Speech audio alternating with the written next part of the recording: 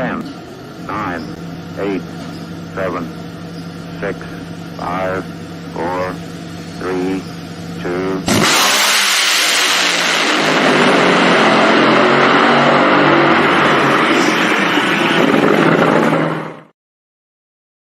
And just like that, we are into playoff drag racing.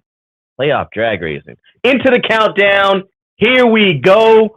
Charlotte, North Carolina. Watch out because we are coming in hot, hot, hot. What's up, Competition Plus Power Hour fans? I am Slammin' Sam. I am one of your hosts for tonight's rambling, talking, whatever we want to go down, whichever path this is going to be. But I am one of the hosts, not alone. I am joined by my friend, my brother from another mother, the Amish guy that we saw down in Pennsylvania here this weekend, where he went to visit some of his friends and family. But that is Lee, the Monday morning racer. Lee, what's going on tonight, man? Sam!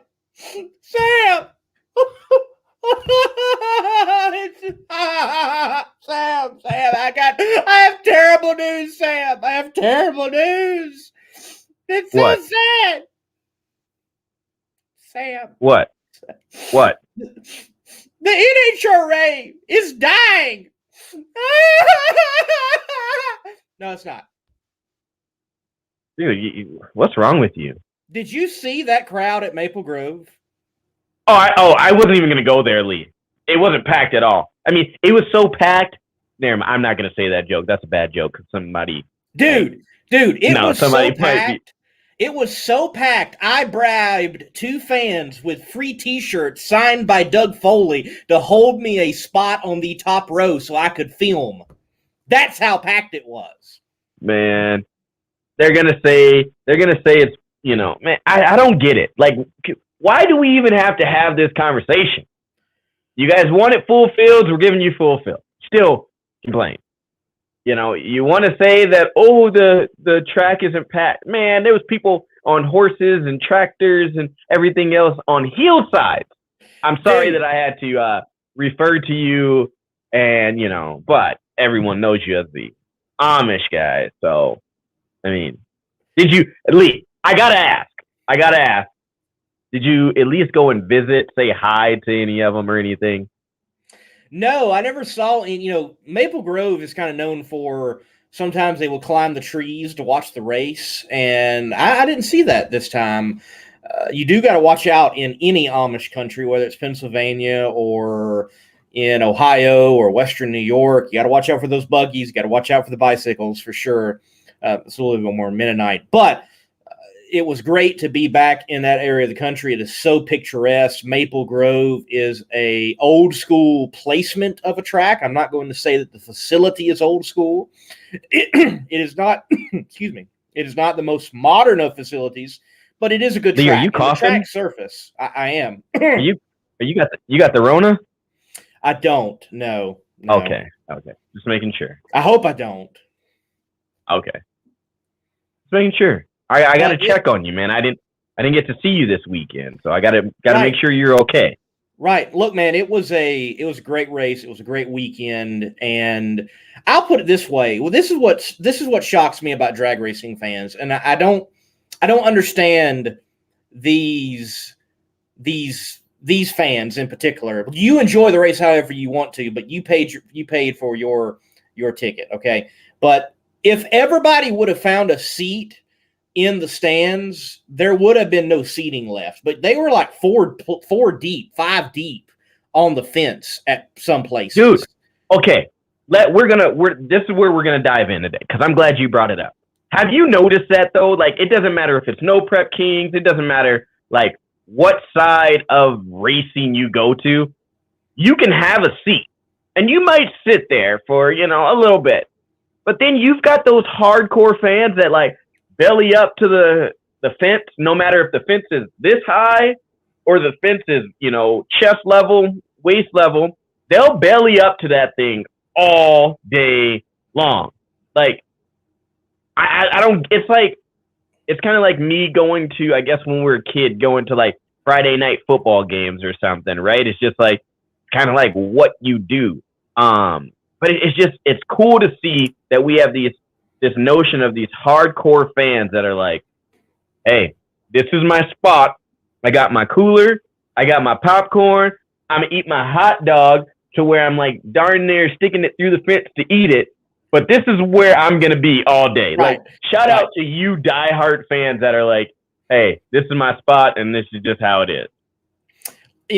I mean, I'm vertically challenged, so almost every fence is tall for me. So maybe that's why I don't bother trying to hang near the fence. I also need to film and photograph the race, get a little bit better shot. But look, the crowd at Maple Grove was spectacular. It was great.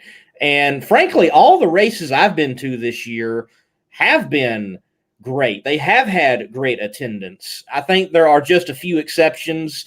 Now, this weekend, you may not see a full crowd. One, ZMAX Dragway has a lot of grandstands, and that's great. There's a lot of potential. Interestingly enough, there's also a Carolina Panthers game happening this weekend in Charlotte. So there's a lot going on in the Queen City. But I expect there to be a great crowd at ZMAX. Folks, you said remember, there's a who game?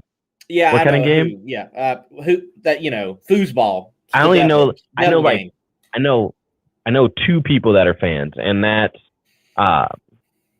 Mike Carpenter and his wife from Drag Illustrate. Those are only two people. Well, obviously they're two kids, so that's four people. I don't really know any other fans of the Panthers, so might not be a packed house there. Just saying.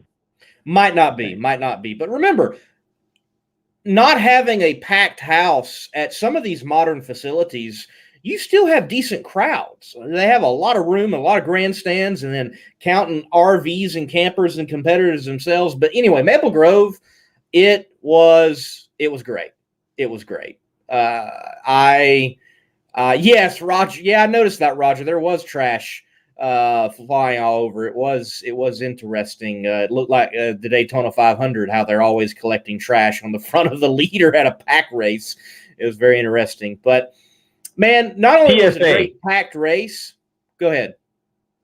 PSA: if you're going to the darn, and I'm gonna say darn because I've been watching a lot of Deion Sanders on different podcasts that he's on, and he says darn a lot. But if you're going to a freaking drag race, be respectful.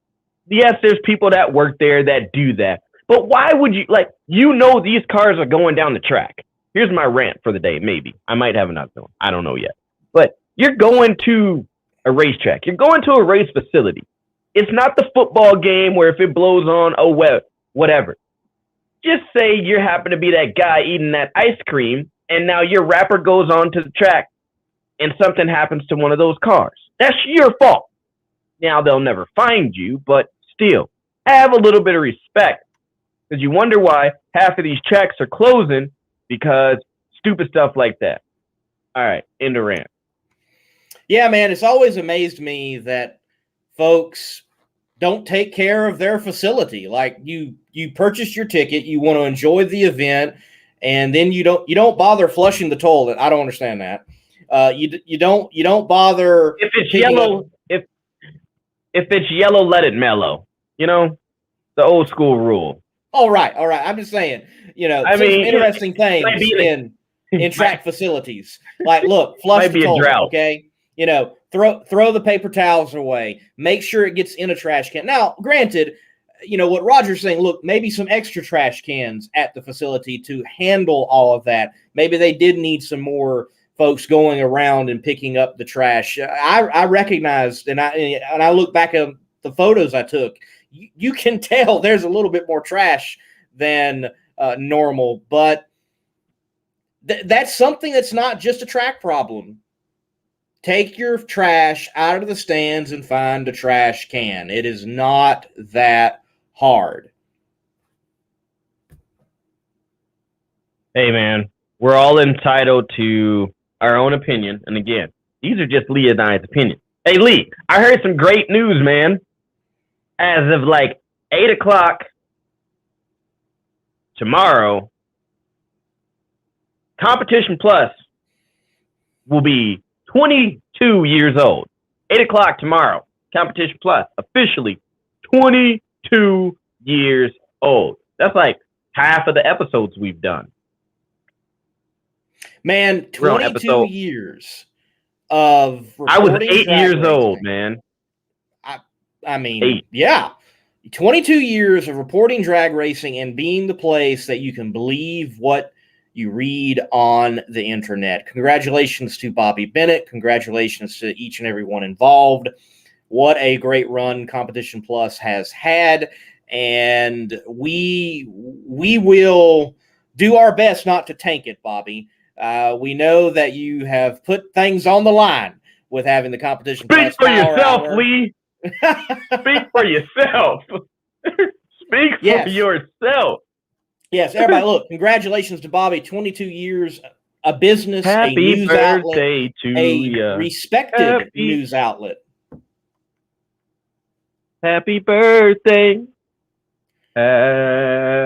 Happy. No? Okay. Man, No. what about that Pro Stock final round, Lee? Pro Stock. Final round. Pro Stock was great all day. Man, the racing all day, period. I don't care what the class was.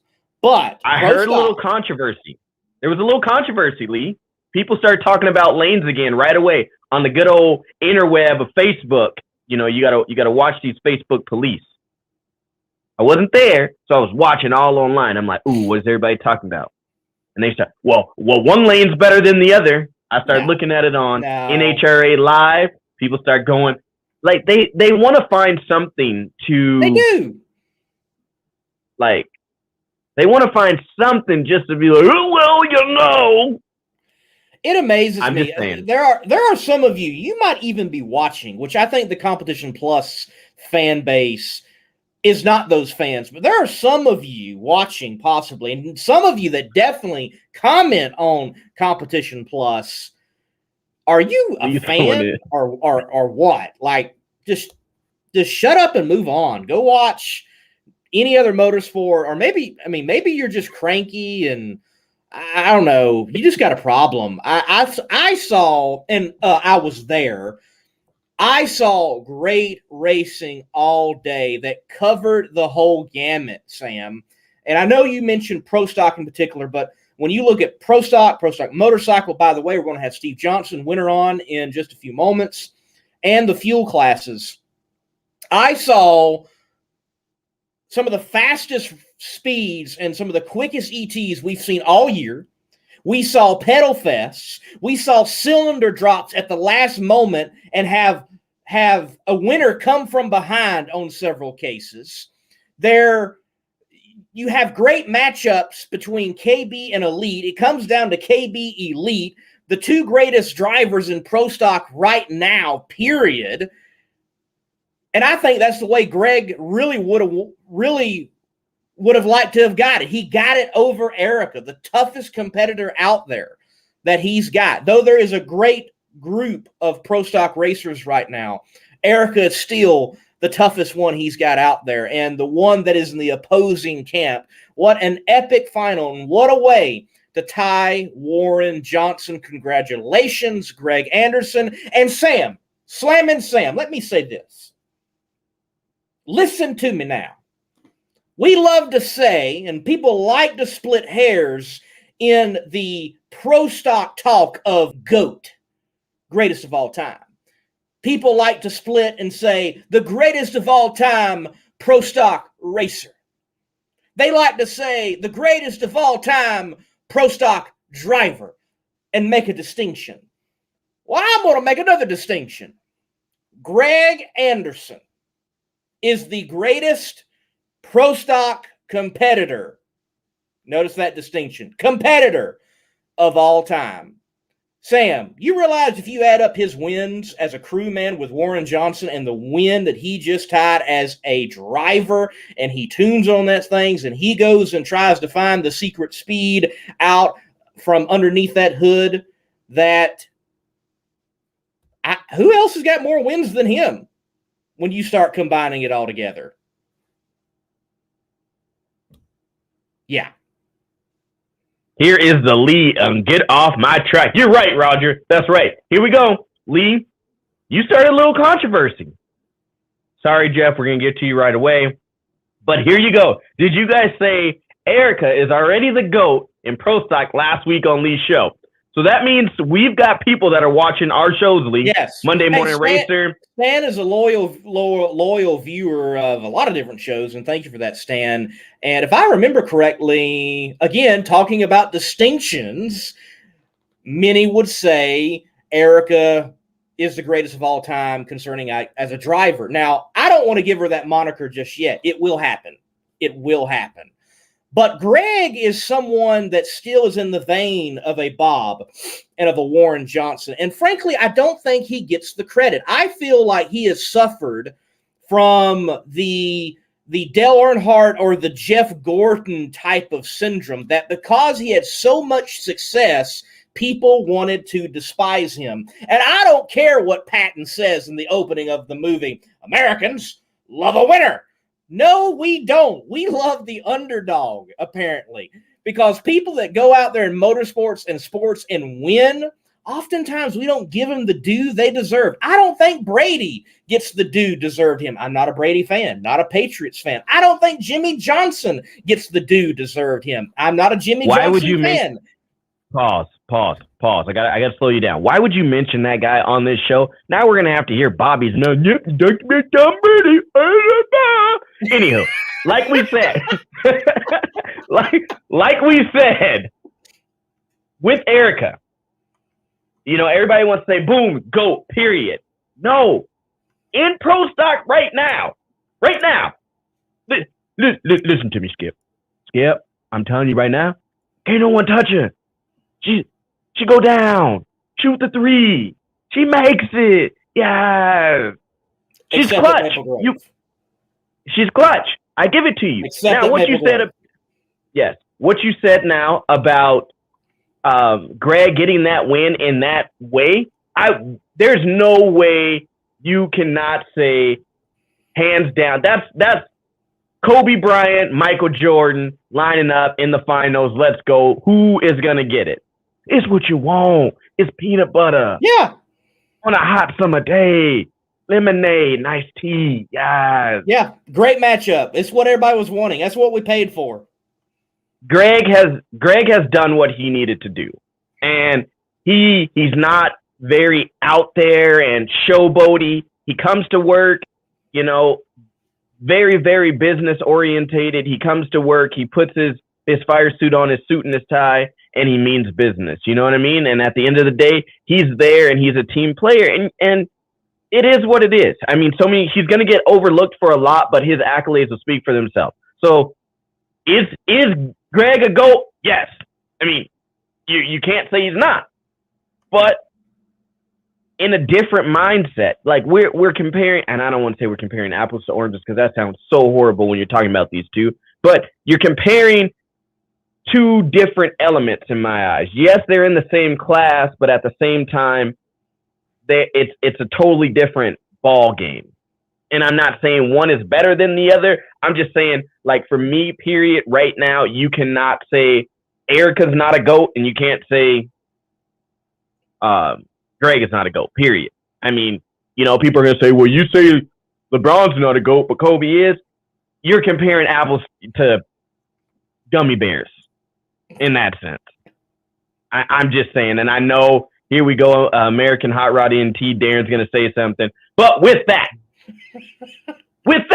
period, I said, come on, man. The water's getting hot now, Sam. Okay. We need to break to Jeff. I get it. Break to Jeff, break the commercial. It's getting hot. We're going to save you by the commercial break right now, Sam. Right now. Get your CompetitionPlus.com apparel today. Whether it's our nitro burning funny car design or the vibrant door slammer design, we have the swag to show you are always in the know. Get yourself a hat too. And we know not everyone enjoys wearing a mask, but if you must wear one, at least wear a good looking one. Check out the new CompetitionPlusApparel.com for the latest from the place where you have trusted for your news on the internet for over 2 decades. Jeff. Hey, what's up, guys? Hey, were you at Maple Grove? I never saw you. No, I was hiding. Okay. He hijacked a Coors truck. Yeah, Probably. exactly. All right, so time to be a little more controversial tonight, which is going to be some fun. So, listening to you guys, talking about Erica and Greg and everything. So, and this wasn't on my little script here. So, in my opinion, if you look at a guy like Bob Glidden or Warren Johnson, they built those MF and motors and cars and chassis and all that stuff. They had a lot to do with how they were winning. And, I don't know how much Erica has to do with it, but to build a car, to build the motors, to figure all that stuff out, that's a big deal. And that deserves a lot of, credence in my opinion. When you drive a race car, and I've done that obviously for a long, long time, the majority of the time, once you're a good driver, you got to expect the guy can shift on time. They can kind of leave on time, blah, blah, blah. But it's probably 80% for sure, especially in the fuel ranks, it's the setup on the car and 20% the driver. Once you're an average driver, you're going to win on some hole shots. You're going to lose on some. You're going to pedal somebody. But that's the driver part of it. If the car's set up perfect, even if you're in the bottom half of the driver's ability, you're still going to run well because the car's set up well. And that's your crew guys, your crew chief, the car chief, everybody who works on that car makes you run that good. You put John Force in, some other guy's car, we won't mention anything. He's might run a little bit better. He might out pedal somebody. He might leave better than the guy that's driving that car, but he's not going to turn a 410 car into a 380 car. It's just not going to happen. So a lot of it is in the car setup. Some of it's in the driver, of course. But if you look at the whole year, how many hole shots you have and how many times you out pedal somebody, it's a pretty small percentage of the wins you're going to have. Maybe 20. I don't know. So let's go back to Reading. We'll start over again. So, Reading, there were some great runs there, like 380s with the funny cars, all kinds of cool stuff. The place was sold out. The naysayers on Facebook or social media, like it was a small field, it was still sold out. So you kind of go away from the, hey, if the fields are small, no one's going to show up. So obviously they did. And, it kind of pisses me off a little bit to read some of the comments after, like the one-lane racetrack in Indy. I'll agree. First round, I think everybody would agree that the lanes weren't equal. Did NHRA make it rain all night? Did they, not try their hardest to make the two lanes equal? Of course they did. And that's the only one-lane racetrack I can think of in the last, 5 or 6 years. So, and I think half the people complaining, they don't even go to the races anyway. So I think there's, in the mom's basement, and they're, posting some shit because they don't go, and maybe they wanted to go. But, in the end, it's a great racing series. There's some great races there. The things they complain about really don't have anything to do with anything, in my opinion. So, congrats to Billy and TJ on their wins. I mean, that's pretty badass to see those guys win again. Obviously, the Torrances have a great team. TJ's a great driver. He hopped into Hagen's car and did well. The people complaining about the COVID rules. That's the new thing this week. So in case you didn't know, the COVID rules came out when COVID came out. So at Indy 1 last year, not this year, but last year, Tasca, he had COVID. He couldn't make it. So you had Johnny Lindbergh drive the car. And Johnny won the first round and, got some points for Tasca. At the end of the year, if you look at the points, Tasca would have been behind JR instead of ahead of JR. Those, 50 some odd points made that much difference. I don't remember anybody saying anything about that, probably because they just didn't know about it. But, I think it's kind of a fair rule. If you have COVID, and you're not super sick like, Bobby has been or some other people have been, but you have mild symptoms, you don't really want the driver to go, hey, if I'm not going to get the points, I'm going to show up and run that car. And, in the end, you could affect a lot of people on your team or people that you talk to in the pits or the hotel or whatever. So, I think the COVID rule for the times is fair, and let's look at what happened there. So you had TJ filling for Matt. So they're both great drivers, in my opinion, and they're pretty equal. Matt generally is like one of the top levers in the class, definitely can keep the car in the groove, make good runs, could give good feedback, as well as TJ can. I mean, like, they're both excellent drivers. Now, just because you own like a Top Fuel or a funny car doesn't mean you're a great driver. It's like anything else in the world. Like, there are some teams that probably die to have people with that talent in their cars. So to say that Matt doesn't deserve it because TJ drove it, and there's not much in my opinion to say that Matt wouldn't have won that race if he was there. So it's just kind of weird there. But and what makes a great driver, to me, because I'm involved in the sport and I work for Frank Hawley's drag racing school, a great driver to me is probably not a great driver to a lot of the fans, and no disrespect at all there, but the fans get a little upset if some guy doesn't sign an autograph, if they're not available all the time, if they're a girl or a guy or whatever. But if you really break it down and look at it, what makes a great driver to me is someone who can keep the car in the groove, will know if the car is like hurting itself and shut it off. They know they're qualified already, let's say, and they shut the car off and save the team money. They can get good reaction times. There's a bunch of things there, as someone looking at it from my point of view that probably doesn't, pertain to what somebody else thinks of that particular driver. So whether they sign autographs or not really has nothing to do with the capability of their driver. But, Matt and TJ had probably put on pretty equal footing. It wasn't like they got a huge advantage having them there, but they're both great drivers. So let's go to something that I saw and tried to get an answer from and never got. So at Indy, of course, we knew there was only the one qualifying run there. So when I look back at the points, Hagen got 15 points because it was, points and a half. So it's generally 10 points for being there. And so did Gerardo and I think Lex June. If you look at the NHRA rules, you only get the 10 points if you're there and you actually stage and leave. Now, obviously, for Gerardo and for Matt Hagen or TJ, they didn't take, they never staged a car because of, they had problems with the car. So that's not really a qualifying attempt when you look at the actual rule in the NHRA book. So why did they get those points? Is it important? I don't know. I mean, I think it's a little important because it probably would have swapped Robert Height and Matt Hagen in the points. I think Robert would have been 5th instead of 6th, and Matt would have been 6th instead of 5th. Should they reword it? Personally, I think that if you're at the track, you start your car up, you do the burnout, or even if you don't do a burnout and for some reason you have to shut it off due to a safety concern like a fuel leak or whatever, you should get those points for being there. Obviously, they weren't on the qualifying sheet, so it wasn't counted as a qualifying run. Should they change the rules or make it a little bit better?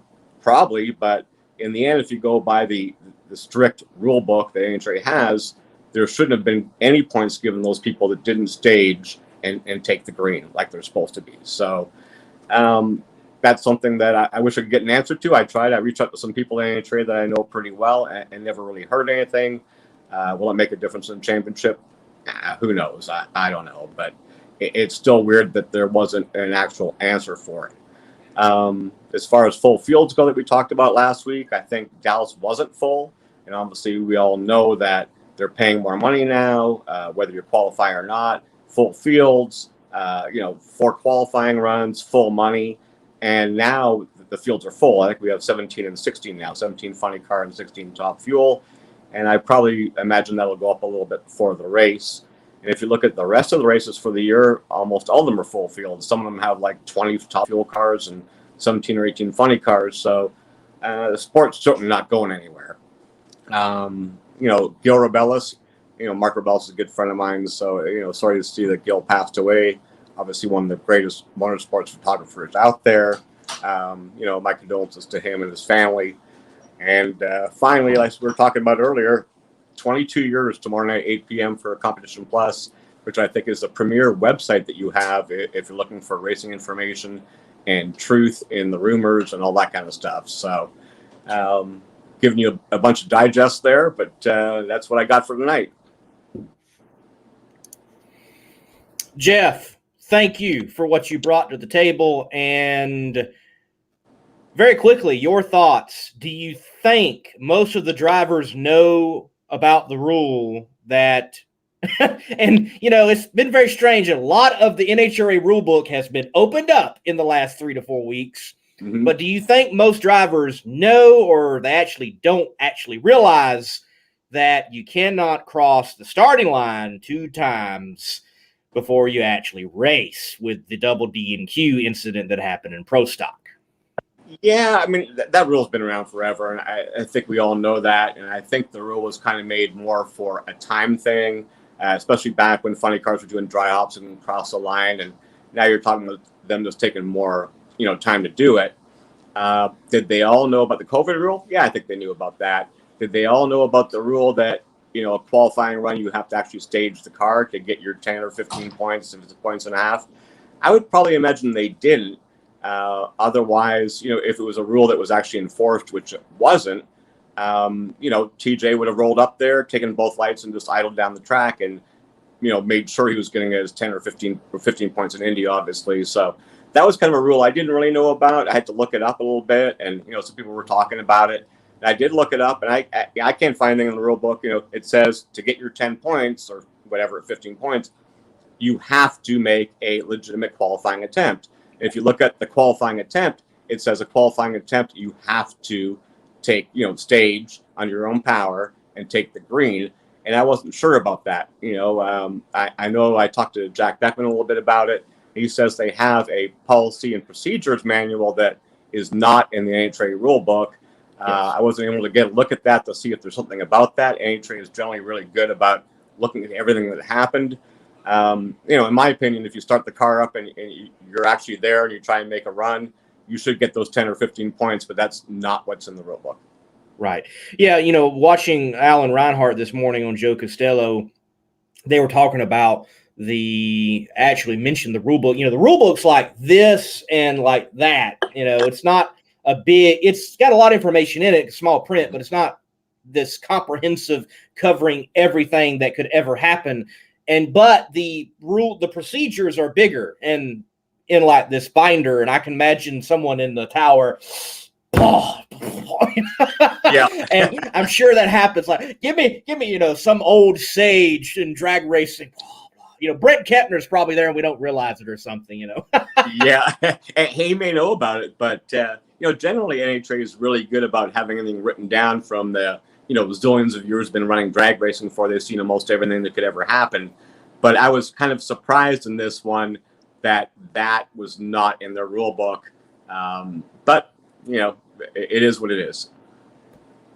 All right. Well, Sam, do you have anything for Jeff? We currently are, folks. But before we move on, let me very quickly bring up the card here and say we do have Steve Johnson scheduled. He has not popped in to the studio quite yet, but we do have Joe Morrison in studio, so we may be going to him sooner than later, which is fine. But I'm going to turn it to you, Sam, and give it to you for anything you might have for our insider, Jeff Arend. The jeweler. No, we had, we had one question there for him, but we kind of talked about it, and yeah, we're good on that question there. So the only thing I've got for Jeff is, Mike Ashley is saying up here in the comment, and I think you did leak a little bit of that information. But, next time, let's see if that comment will pop up right there. We'll just call you to drive. So I like that. We kind of know where that's going. So that's all I got for you, Jeff, is as long as you get back in the car and don't do what I did, we should all be good. Yeah, that may be coming up sooner than you think. But Mike Ashley, he's a great guy.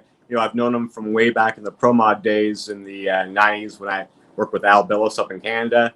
And, believe it or not, I actually drove Mike Ashley's car one time when he was making the transition from Del Worsham's team over to the DSR team. So it was one race in St. Louis. I think it was 2006. But, all the appreciation for Mike. He's a good guy. I've known him for a long time. And if you ever need someone to drive a funny car, you can call me. But he's more than capable himself.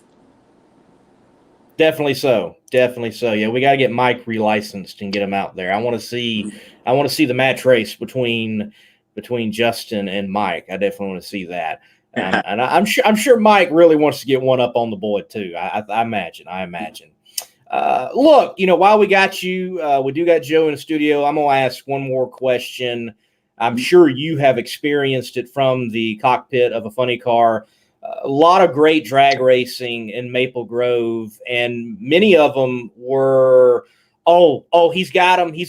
No, he doesn't, because a cylinder, like one cylinder would drop and the other guy would pass. Mm-hmm. What does that feel like in the cockpit when you're ahead? You can't see the guy and you feel it labor a little bit or whatever it feels like, and woof. Yeah, I mean, so sometimes in funny cars, you can definitely feel it, and you feel it more about the car trying to swap lanes before you're ready for it. You know, it's kind of like driving down the street in your car, and the front, right or left tire blows, and it tries to move her that hard, and it really feels like that maybe 80% of the time in a funny car. It kind of depends when it happens, because sometimes you don't know it, but most of the time, if you've been driving for a long time, you can hear it from the pitch of the motor. And, and honestly, in a funny car, I don't know about Top Fuel so much, but in a funny car, the guy's got to be probably 2 car lengths ahead of you before you actually see him. So, depending on what team you're driving for, if it's got a cylinder out and you know it, and you don't actually see the other guy, even though he may be next to you, you're going to leg it out, if they have a good budget. If they have a small budget, you're probably going to lift and try and save them money because, the round money isn't worth it to blow stuff up. But dropping the cylinders has always been something that crew chiefs talk about. In the end, no one's 1,000,000% sure exactly why it happens. I heard stories it's too rich, it's too lean, there's not enough load.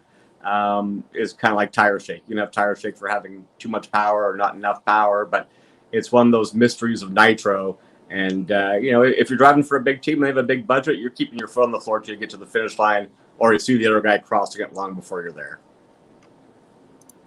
Jeff, thank you for your insider wisdom. We're going to let you go. We do have Steve in studio now, but we just lost him from camera. So we're going to go to commercial break and see where we're at from there. Thank you, Jeff. No problem. Take care, guys.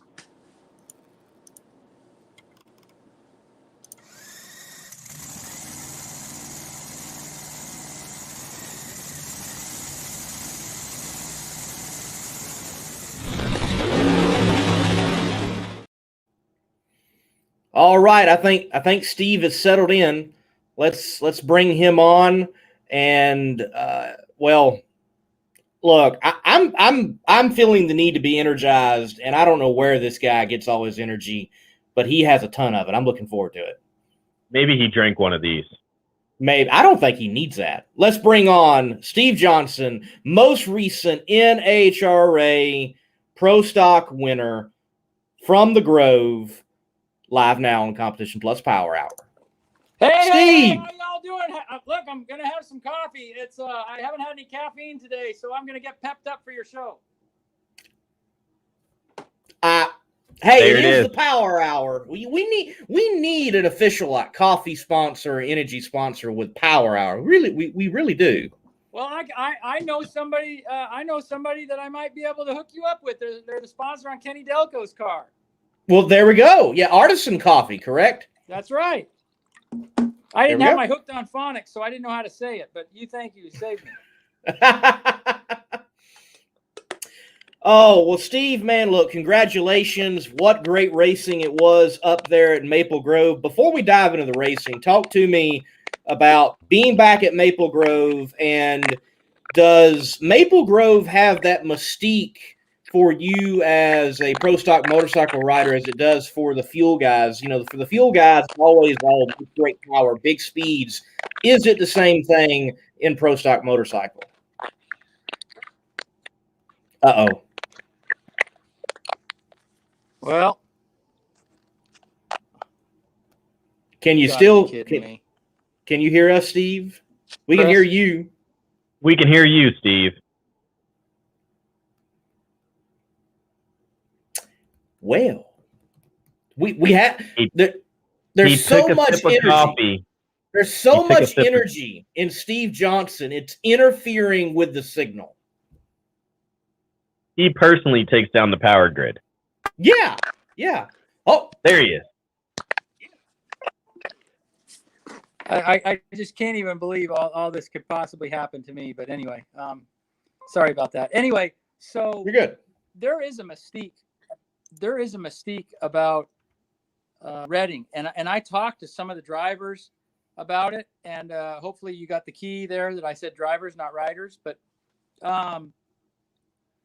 we talked about the mystique is really, it's really comes from the fans, and I know that that's a corny thing, but the fans in the Northeast are so savvy, so intelligent, and you can have a forecast of rain, And if there's a window, they're going to show up. Now they're not dumb by any means. If it says it's going to rain the entire time, you're still going to get some, but most of them are going to be like, look, this isn't going to happen.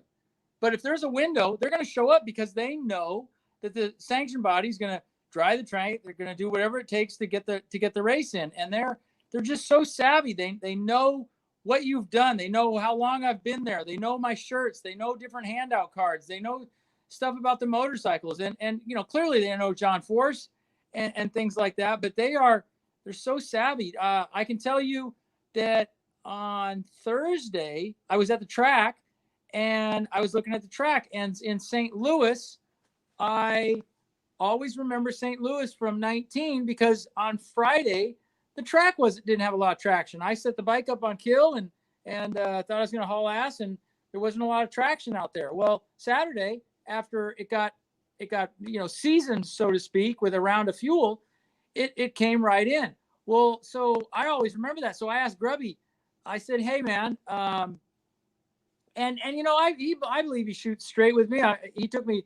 I stayed up at his place and we went dirt bike riding and had a blast in between Sonoma and Denver and Sonoma. And so I believe he's a straight shooter on that stuff. And he says, look, this place has got and his buddy Mac was there. And he said, I believe this place got a personality, and the personality is this place has got teeth and the teeth start today, right now. So I set my bike up on kill and I had a 105.5 60 foot on the first hit. So to answer your question, the personality is not only at the track with the fans, but it is the track itself. And I guess that's ultimately what you meant.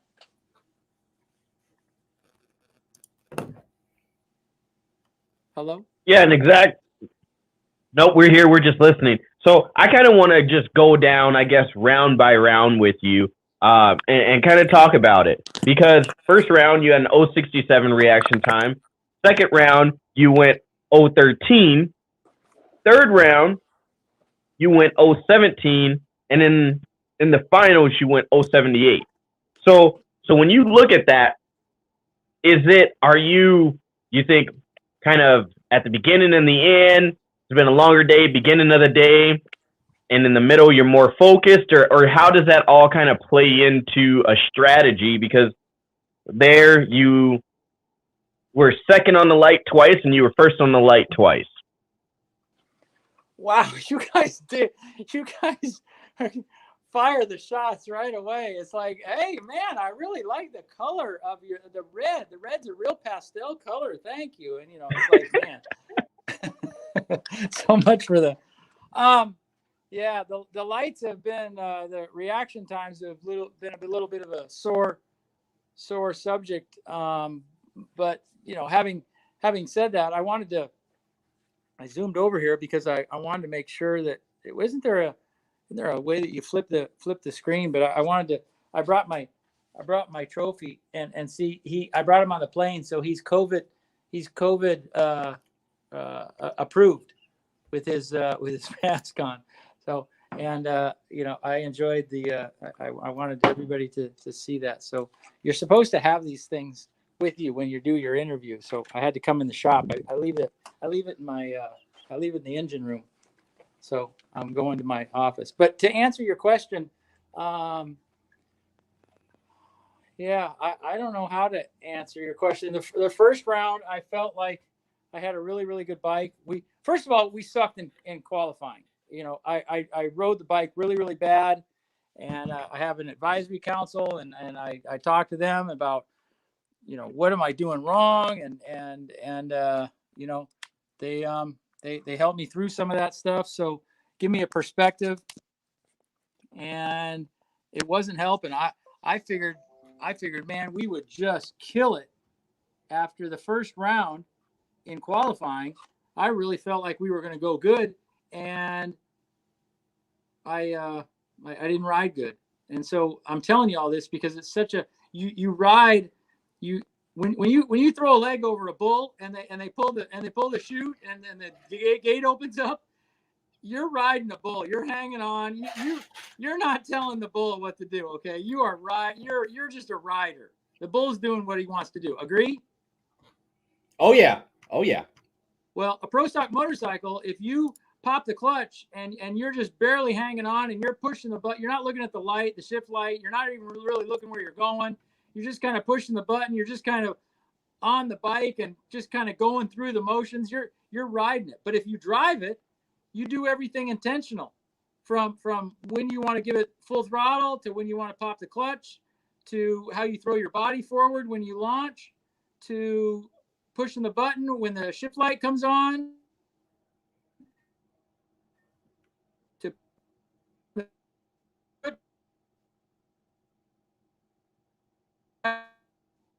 scoot into second gear when the shift light comes on, and all of the, make sure you're on the bike when it crosses the finish line. All of those things are things that you do intentionally. You're not just hanging on. So driving the deal is driving the pro stock motorcycle is what I have a philosophy that I believe in, and I did a horrible job of it. And I tell you that because in the second round qualifying, I was licking my chops thinking we were going to go low and blah, blah, blah, blah, blah. And it didn't happen. So I made another mistake.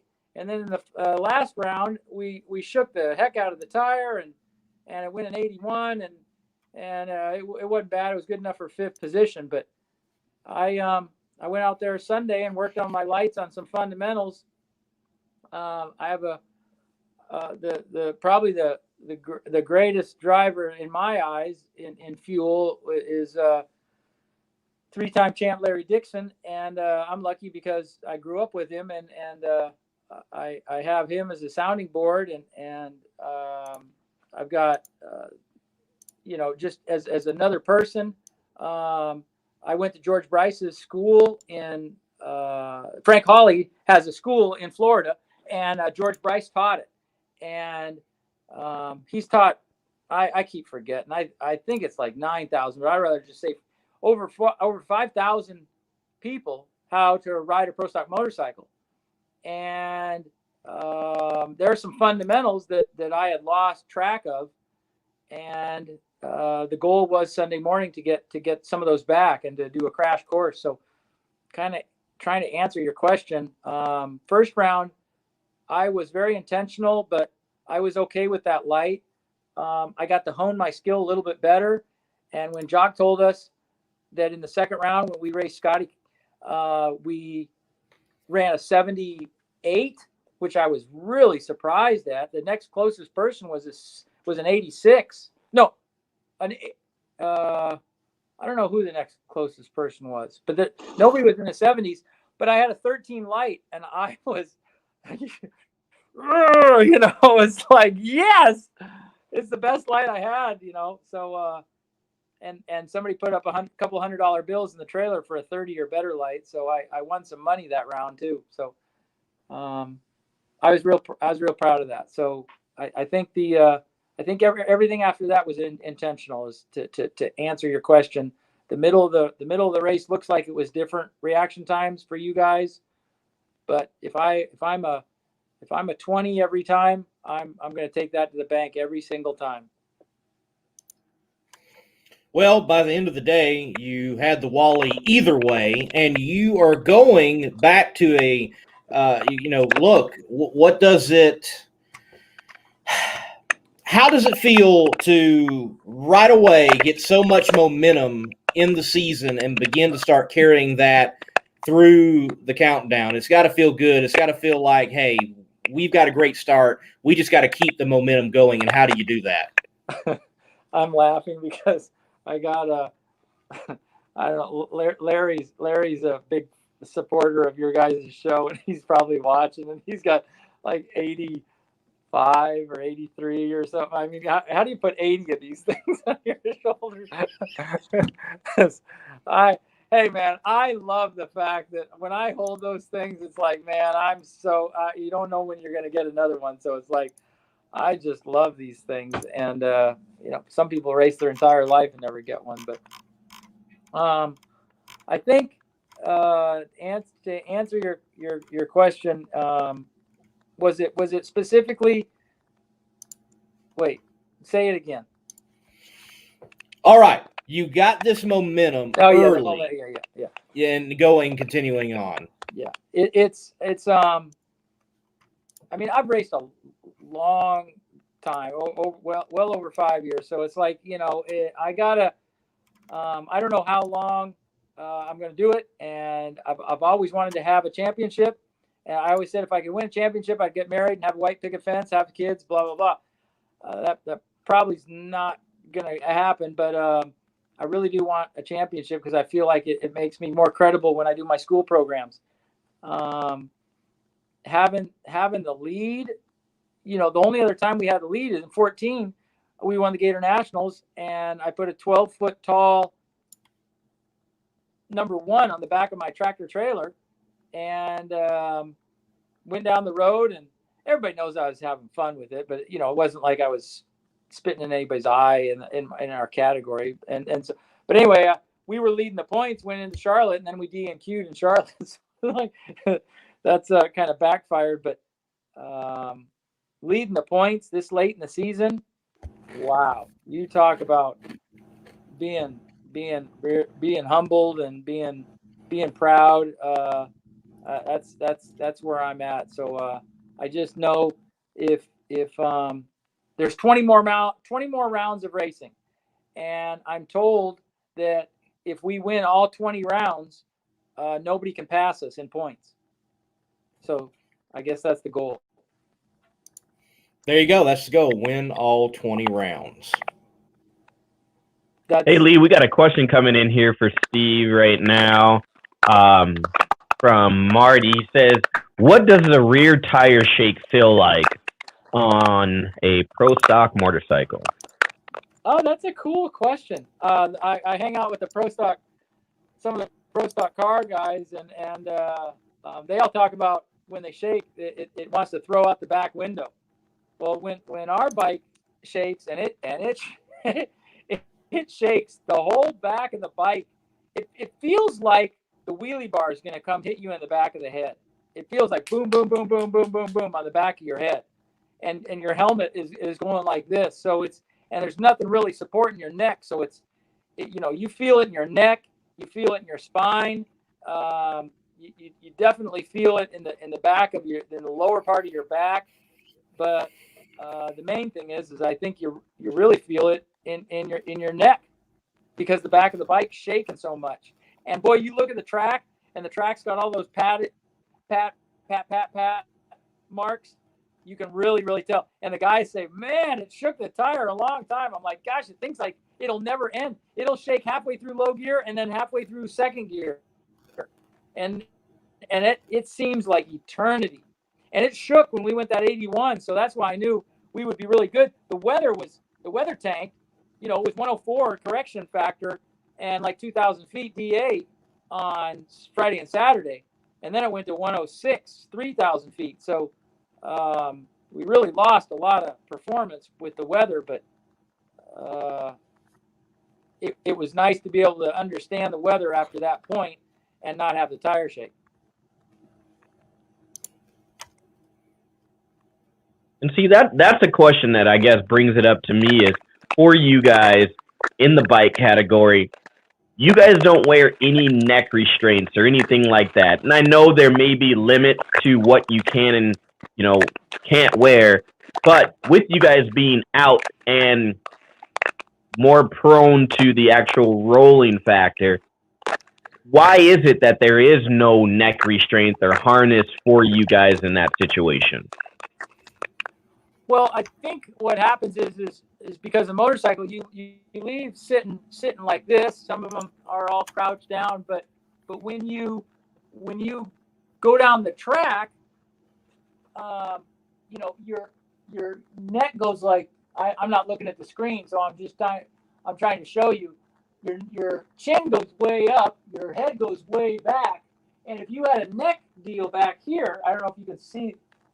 If you had a neck deal back here, you couldn't put your head up like that, and that's an aerodynamic thing. And you want to be tucked underneath the screen. You don't want to get yanked off the motorcycle going, 199 miles an hour, and you get your head's up in the air and you get yanked off the motorcycle from the air. So I think as much as it is about racing, it's still about safety too. You have a neck restraint there. You can't move your head, and you're not going to get tucked down below the fairing. Yeah, I was just wondering, that's great information, but was there something out there that, has ever been tested or anything like that for the motorcycle class, especially after you see, it's played on NHRA quite a bit with Salinas, with that rollover, and, she's kind of tucked in, and you see that, you've always just kind of wonder, especially from the safety aspect, what other precautions, I guess, would be for that class. So. Yeah, I haven't crashed on a drag bike, but I crash all the time on my dirt bike, and oh my gosh, we wear all kinds of trash for that thing, and they make some spongy deal that goes around, and when those guys go over the triples and they crash, and they've got this head and neck restraint and all that stuff. Even on motocross, some of the guys are I think are moving away from that. So it's how you fall. Is probably the biggest piece of direction that it will take you as far as what happens. If you land straight on your head one way and sideways another way, and if you have a brace and not have a brace, I think there's just so many different things that could happen on a motorcycle, and a car is just so different. So I know they've talked about it, but I don't think the sanction body or anybody really wants to tackle mandating anything like that, especially when we haven't had any problems the way we are, especially we have had some accidents and nobody's had a problem. So I know Stand 21 is what I hear is one of the best foreseeable thoughts and diagnosing issues with safety. Those guys, I guess if you really want to dive into it, you communicate with those guys and say, hey man, what do you think? Is there a problem here? I don't think Formula One, I don't think GP bikes, I don't think they have any kind of restraint on them either. So come to think of it, that's probably a good position to take is let our heads move around a little bit. Right. It seems like the general idea with motorcycles and kart racing is get away from the heavy object that I could potentially stay with and harm me that much more because of its weight. Now, you brought up MotoGP, Superbike. God bless the people who do the Isle of Man TT. They are absolutely insane. But, they do have some extra, like they've got I don't know, I call it a camel's hump now they're running, and it gives them a little extra cushion. But it is interesting how different forms of motorsports, even though you're on a bike, you all are wearing something that they're not wearing. And I would imagine, well, they're used to getting, going high side, whereas y'all are not. And it's just different. Yeah, it's to watch Gianna have her accident. Karen Stouffer's had an issue. We've had different people crash, and to watch those is just, oh my God, it's just heart stopping. So I recognize that camelback that you were talking about. That's actually an aerodynamic deal in my eyes. Is when they tilt their head back, that camel hump kind of goes with the top of the helmet, and the top of the helmet kind of feeds itself right into that camel hump a little bit. And I think that's more of an aerodynamic device more than it is a safety issue if they fall. But after thinking about it, maybe it is some kind of extra help. But it still, at the end of the day, I'm pretty comfortable. We ride dirt bikes, man. Those things, you bounce across trees and over jumps, and they all. When I moved to Alabama, I said, "What do you do when you're racing? These single tracks. It's only one motorcycle can fit through this trail at a time, and you're trying to go through there as fast as you possibly can. 20 miles an hour, you feel like you're a rocket ship going through trees that are 20 inches apart, and your handlebars are going like this every time you hit a tree. You just barely hang on, and as long as you hit both trees at different times, as long as you hit the trees at different times, the handlebars just keep moving back and forth, and you can kind of shove your bike through there. But when somebody's crashed and blocked the trail, I asked my buddy, what do you do? And he says, what we call a crashed person in front of you is usable terrain. You ride right over them, and that's what they do. That's what they do in the South. So, not that we're going to ride over anybody on a drag strip, but I think if there's a fall, you stop clearly. But up until that, pedal to the metal and wide open throttle and let her eat, and we'll worry about crashing way down the road. All right. Well, Steve, look, we are going to let you go tonight. Thank you for coming on. We're having a little bit of connection issues and not quite getting your audio in all the way, but thank you for being on the show. And man, look, going into Charlotte, where you've won already this year, I know you've got to be excited. Last words from you. Well, I just unplugged my charger. Does that make a difference? A little bit. Yeah, a little bit. Go ahead. No, it's staticky as heck on this side. I just figured that it was. I was never the AV guy in school, so I just figured that it was something that you could tune in and out or something like that. But yeah, it's been staticky the entire time on my side listening to you guys. But I think the part that I would encourage people is when you chase a dream for a long time, and the sites are there, you grab your advisory committee, you powwow about it, you try to eat, you sleep, and you try to do what you can. I eat a pound of broccoli a day, as you know, and arterial blood gases with all this virus stuff going on.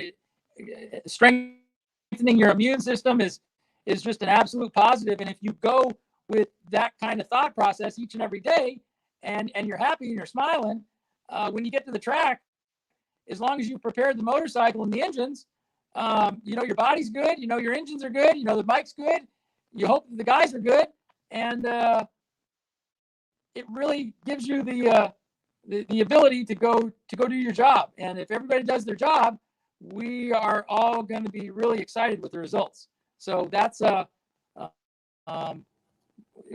said, asked me questions about, way down the road, and I'm like, look, man, we're thinking about qualifying in Charlotte this weekend. It's the Bellagio of motorsports, of drag racing. I'm so excited to go there. I get to stay at the Wallace's house, and it's not even a house. It's whatever you call a big house. It's a lot of fun going there, and I hope everybody has a chance to go. If you can't go, you watch us on Fox and support the heck out of the Power Hour. These guys put drag racing to the forefront, and I'm excited. So I love watching. Steve, man, thank you. Look forward to seeing you at the track. Definitely have to stop by and visit with you, and go pick up another one at Charlotte, man. You might miss us. There's a lot of big truck and trailers out there. We have literally the smallest truck and trailer at the racetrack. So Dixon came to Indy, and he walked right by, and I'm like, hey, what am I, chopped liver? Hey, he's like, oh yeah, hi Steve, hi, and I'm like, gosh darn, man, you gotta have a big trailer to grab the big superstars. But we had drinks, and I'm a godfather to his youngest, so I tricked him. He did have to come back, but he's a big help, and can't wait to find him money so he can come back and race again. Definitely. Hey, maybe Pro Stock Motorcycle and Top Fuel all under one roof. Be a cool deal. Oh, we think about it all the time, man. We've had a couple of pitches on that stuff. It's that sport, that class is just so exciting. Watching, learning, and having some inside seats with some of the fuel drivers and things like that. I'll tell you, one of the best known fuel crew chiefs called me and congratulated me, and that's like, gosh darn, I'm like, wow, I felt pretty darn good about it. Like, my mom calls and stuff, and it's cool. And Larry, and I have a Monster cylinder head, so it's like all the guys at Monster call. But man, when a NASCAR guy calls or a crew chief calls from Fuel, it's pretty darn cool. So almost as cool as being on your show. So thank you guys so much for letting me blah blah blah. And I can't wait. Come see me. I've still got Cokes. I'm still a mellow yellow guy. So I've got Cokes in my ice chest. So come see me. All right, Steve. Thank you, man. Enjoy the rest of your night. All right. Bye. All right, folks. That was Steve Johnson, most recent winner, NHRA Pro Stock Motorcycle. Sam, always refreshing to have Steve on.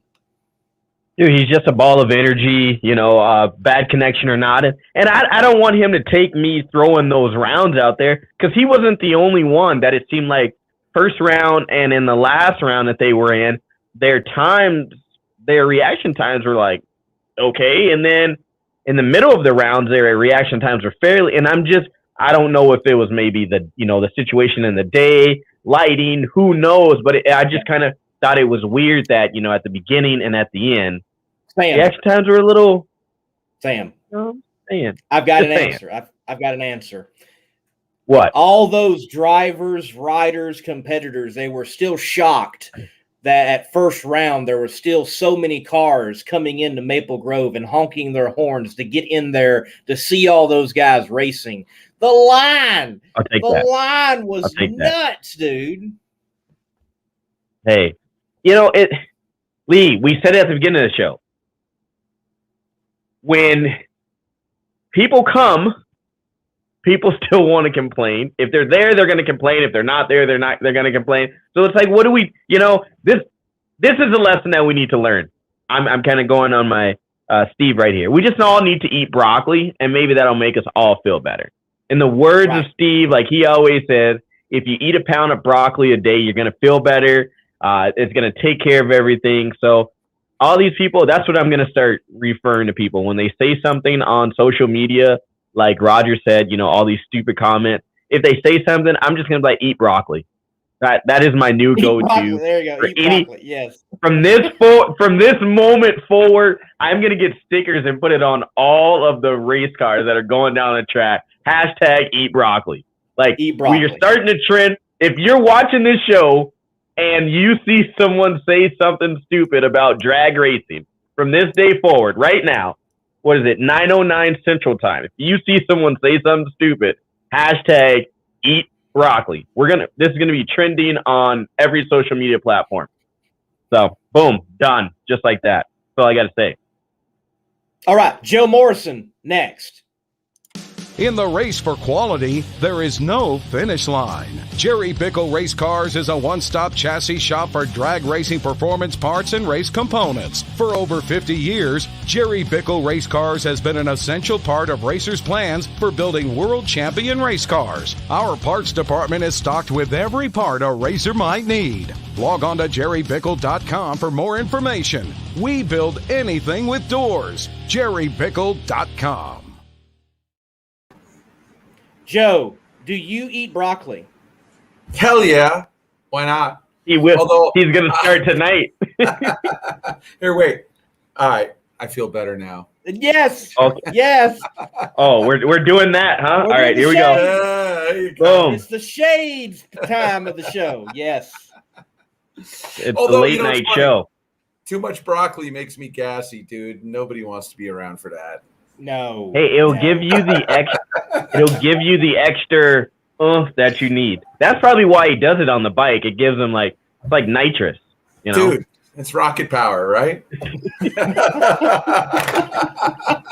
We're going downhill fast, right? Yeah, it's already went downhill. It has. It has. Look, Joe, man, good to have you on Competition Plus Power Hour for the first time. I've had you on my show several times, but good to have you right here. And for those that may not know exactly who you are, you're out there in the Top Fuel ranks driving the Leverage family Top Fuel dragster. But bring us up to speed on your background. You're not really no Johnny come lately type of drag racer. You've been doing this a while in a lot of different ranks. And I mean, matter of fact, as we were discussing, and I work for Doug Foley, and you were sharing about 9/11, you were getting a license on that very day at Foley School. So talk to us about your love for drag racing, maybe that even moment, and bringing us to the future. So to do it in the Reader's Digest version, so I don't take all doggone night, because I've loved drag racing for as long as I can remember. My mom and my dad was a junior stock and super stock racer in the 60s, and then in through the early to mid 70s when I was a little kid. Unfortunately, it was getting more and more expensive, so he had to give it up when my brother and I were young. But we still would go to the track all the time. It's funny. In fact, my mom and dad's first date was to Island Dragway, and Mom was working in the timing tower while she was pregnant with me. There's an announcer there, Hank Dinger, who's still a great friend, and I see Hank all the time. Still announces at Island. I go up to Island Dragway. It's like being home. Melissa and Carl do such an amazing job at that track.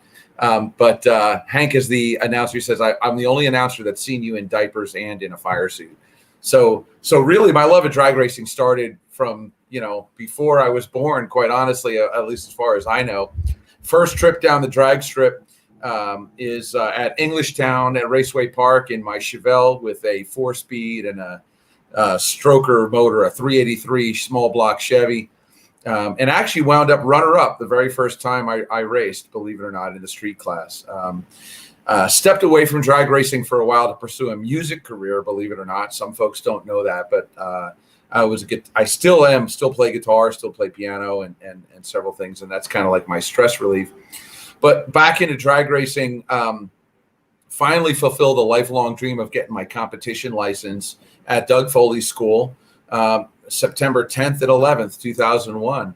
Of all days, right? I mean, just to for me, who I had dreamed about it my whole life, finally was able to scrape the money up. I was building a Nova super gas car at the time, and got my competition license, on that terrible, terrible day.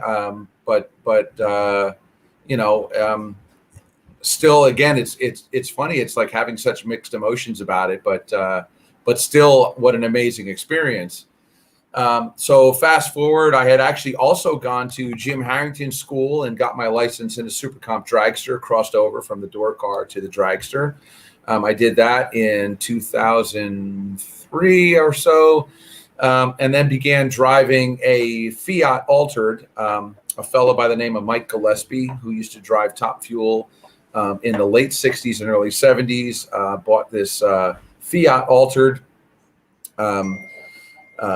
That's actually when I actually got to be friends with Jack Beckman, because sadly Mike, he had cancer that had been in remission and had come back, and that started my friendship with Jack Beckman. Jack was very kind and helping Mike out and supporting Mike a bit.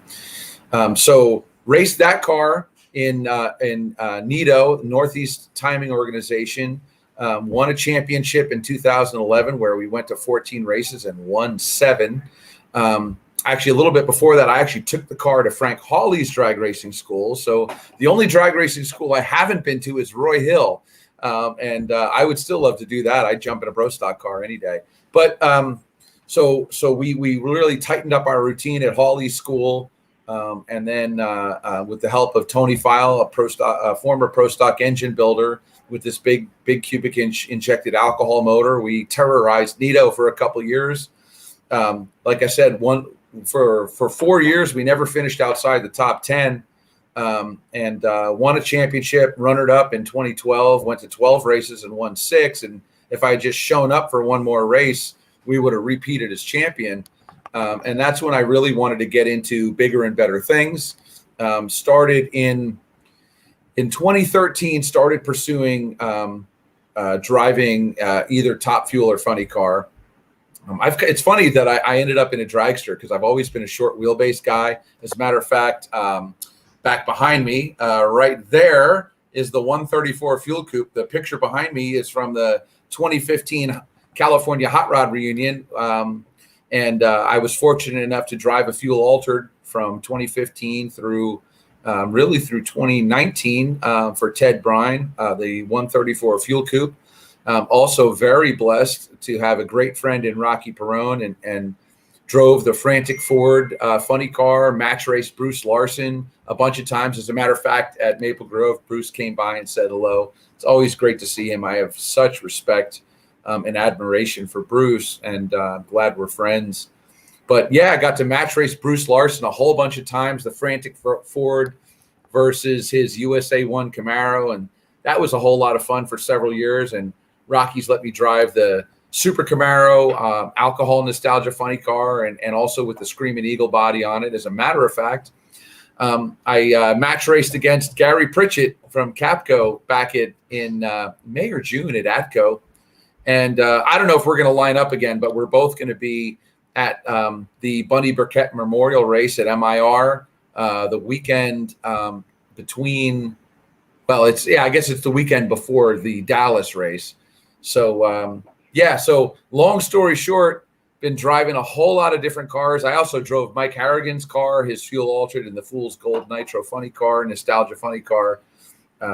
So I've been very blessed to drive a number of cars for a bunch of great people over the years. And it's funny, you know, I'm a landscaper from New Jersey, right? Like on paper, none of this should be happening. So I feel like I'm unbelievably lucky. But me and machines get along well. I feel like I have a little bit of natural ability, but I work really hard at it. I don't think I'm the greatest driver in the world. I mean, but I sure do love it, and I sure do work hard at it. So so now driving the leverage top fuel car, Bob, you know, Gary and Dan.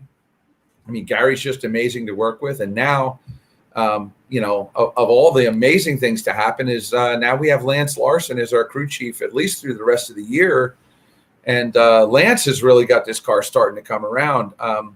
I thought Indy was going to be our breakout race. And then, of course, with the rain and everything, we had some challenges. And although we qualified, thank God, I mean, there were 3 cars that didn't qualify, you know, and we were fortunate to end up in the number 12 position.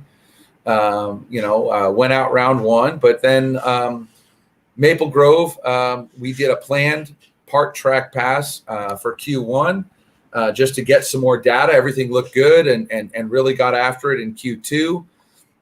Had an issue where it actually torched the head on number 2, 4, and 8, believe it or not. But it was on track for probably a low 90, potentially a high 80, but we'll see. We've got some data and some great things going on, and boy, look out, Charlotte, you know, for a small independent team. We're out here ready to go 3 in a row and, finishing up in Charlotte. And then we've got Dallas and Bristol coming up. So hopefully I didn't blow all the information all at once. I think we've got so much stuff to talk about. I figured that would bring everybody from day one all the way up to today. Oh, Lee did it. Lee. No, I agree. Hey, Joe, if you've watched the show before, hopefully you have a drink because everybody's got to take a drink on Lee's behalf. So, you're empty. You got to fill that. Although, you know what I got? Yes. I've got my Chuck Norris water, one of our partners. Chuck is with us tonight. We got C-Force in the house, baby. There you go. Yeah, so we're trying to create this late night vibe for everyone. So hopefully everyone got to take their drink. But you do have a question coming in here, and it said right here, how many more races are you going to run of this season? Oh, no! The poster's down. It's because you didn't take a drink. It must be. All right, well, we're going to let that go. That's Chuck right there. Chuck Norris right there. Boom! Poster's down. Funny? That's amazing. So, we're going to Charlotte this weekend, and then we're going to Dallas and Bristol. And for anyone who would love to get involved with and or support a small team, we are working on funding to go to Vegas and hopefully Pomona. But again, I'm about 50-50 right now on Vegas. We've got some folks that really want us to do it, and we're about halfway there. So, it's one of those things where a little bit of support, we end up in Vegas, and if the car's all the way out in Vegas, I've got some friends in Vegas where we could keep it, and I've got some friends in California where we could keep the car too if we had to. So, a little bit of help and a little bit of luck, and I'll tell you what, we could actually end up doing, Vegas and Pomona too. The only one that we're definitely going to skip is St. Louis because, again, for us as a part-time team, volunteer crew, doing 3 in a row. I mean, the Leverage team has never done 3 races in a row before. Thankfully, we're more or less have the parts to do it. Got a little challenging with some of the stuff we've been burning up, but again, it's not. That sounds bad, and I really don't mean it to sound bad because things are going so unbelievably well. We've gone since. We blew a lot of stuff up in Gainesville, but since Atlanta, we've had the same block in the car all year, and that's pretty amazing. And really, it's a testament to Gary, to the help we've had from Rob Flynn previously, and then also with Lance. He's really been excellent about making sure that this thing is happy. The reason it did torch ahead had absolutely nothing to do with the tune-up. I'm not going to get too much into inside baseball with that, but it was actually turned out to be a structural issue with the fact that we're making more power and where the sleeves were, the height of the sleeves and the head, and not enough clamping force on the head gasket and a real thick head gasket. But again, it sounds like excuses. It's not. It's just the actually what it is. But and the funny thing is, and kind of a side note, boy, let me tell you, I'm glad we've got some really smart people around us because if you want to feel really dumb, start trying to learn how to tune a top fuel car. I'm just learning, along the way. I'm not making any decisions on tuning the car at all, nor would I want to because I don't have the knowledge yet. But wow, these things are so unbelievably complex. It really is. It really is intense. Well, Joe, speaking of partners, and you're mentioning you're looking for partners for Vegas, possibly even Pomona. Man, congrats.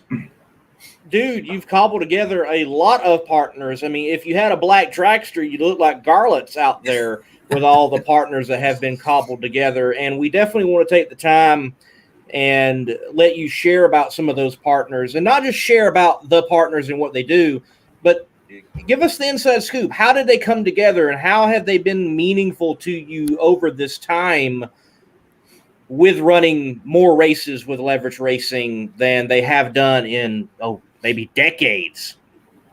So, it's a cliche for a reason, I guess, because really we could not do what we're doing without the folks that have supported us. So the partners that have been with Leverage Racing in the past, High Tech Cam and Hap Whitlock has been absolutely priceless.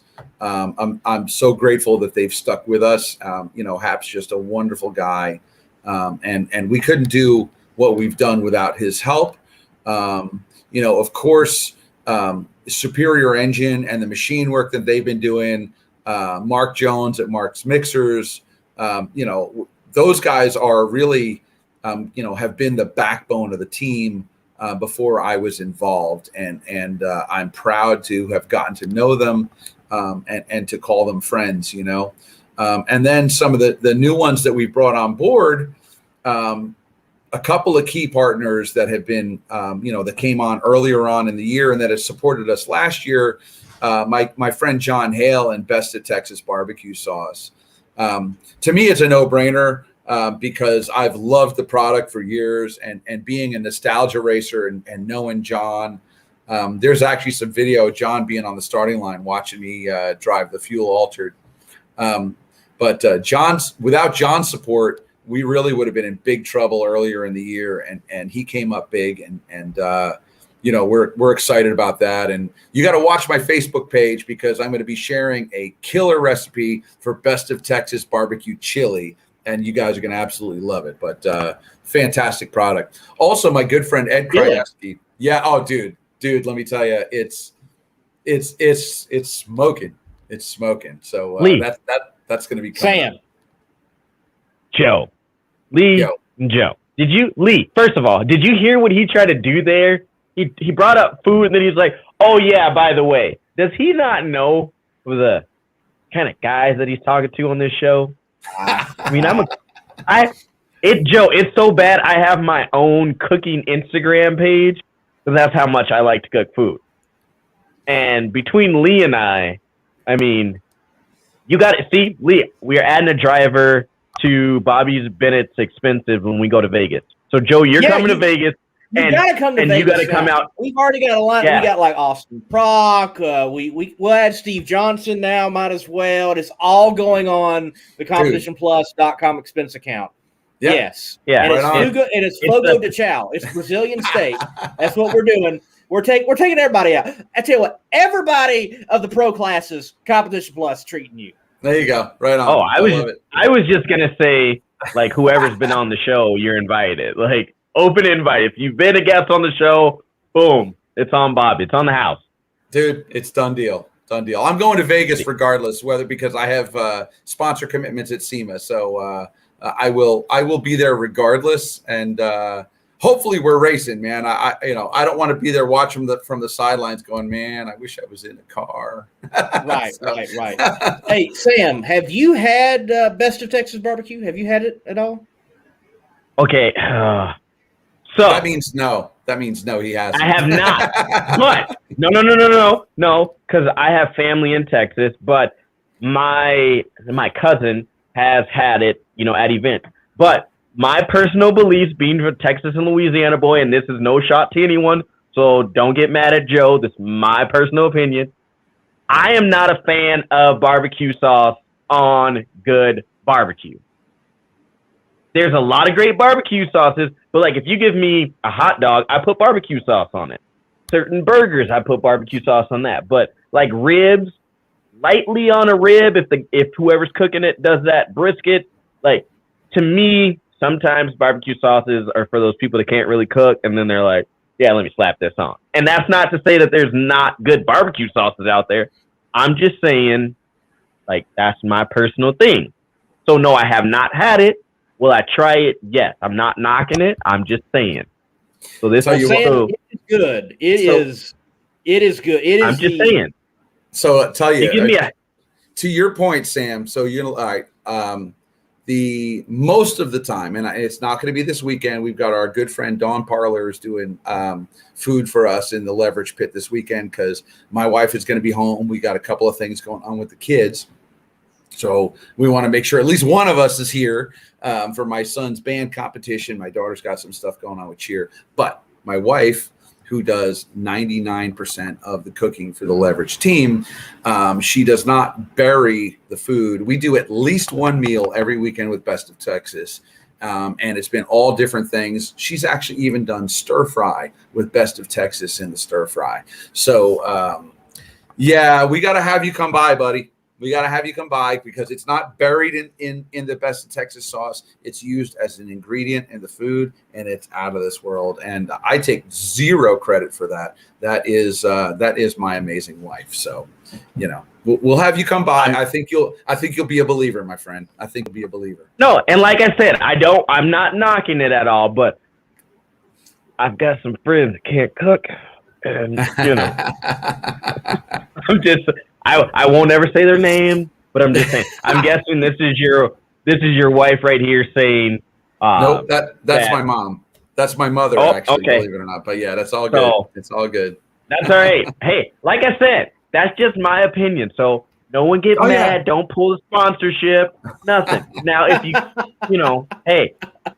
if you need someone to be like, you got to put this on everything, I'm your guy. But I will try it. Look, I'll do this. I'll try it, and I'll give it a honest grade. Yeah, that's all I'm saying. Right John Hale, if you were watching, I love your barbecue sauce. I think it's a perfect combination of like right consistency, a little bit of smoke, and a little bit of heat, and a little bit of sweet. I love it, and I have said that many other times, not just here. But don't sponsor Joe. Sponsor Joe. Forget about Sam, and remember me. So, okay. That's not See, you see how this works? A guy just says his honest opinion, and now I'm just getting thrown under the bus here. Mama always knows best, so you know what? I'm gonna go with that. So there you go. Right. I'm just saying. Hey. All right, Joe. So, Best of Texas Barbecue, pick back up for us where you were going, because look like I know this weekend is very important to Edge Welding Products. Is that not? Absolutely, that is absolutely correct.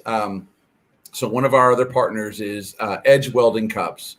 And if you're not familiar, if you're not a fabricator, you may not know that on the end of the TIG torch, or also they have MIG welding cups as well. What it does is it focuses the inert gases around the weld, so you get a cleaner and a better weld. But they have some amazing products, and they make them out of glass. So Eric is an expert, like scientific glass blower, and the precision of these cups is amazing. But the great thing about it is, with a glass torch cup at the end of the torch to focus those inert gases, since it's glass, you can actually see through it, and the welder actually has better visibility. So that's a little kind of a background of Edge Welding, but wonderful people. Both Eric and Stacia and the whole group over there at Edge Welding, they're going to be with us throughout the weekend. The big group is going to be coming on Sunday. We're really excited to have the whole team there.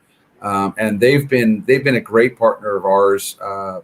Since the spring Charlotte race, actually, since the 4 Ys. So we're really glad to have them on board, and excited to see them and spend time with them this weekend. Another big partner, if you look on the canard wings of the car, is EJK Insurance and my friend Ed Krajewski. Ed again has been a huge supporter from last year and this year. Cool thing that Ed does, at least in where he is licensed, which is in Pennsylvania and New Jersey, he sells race car insurance too from Haggerty. Most folks don't realize that Haggerty, the collector car insurance company, also sells race car insurance. Without mentioning names, but there have been folks. There was an alcohol funny car racer that had a fire in the trailer and lost everything. And had he had the insurance, that would have been paid. It's just something most racers don't think about. And Ed is fantastic about that, plus business insurance and all that other stuff. So another huge partner I got to talk about is the hat I'm wearing. Pengrade.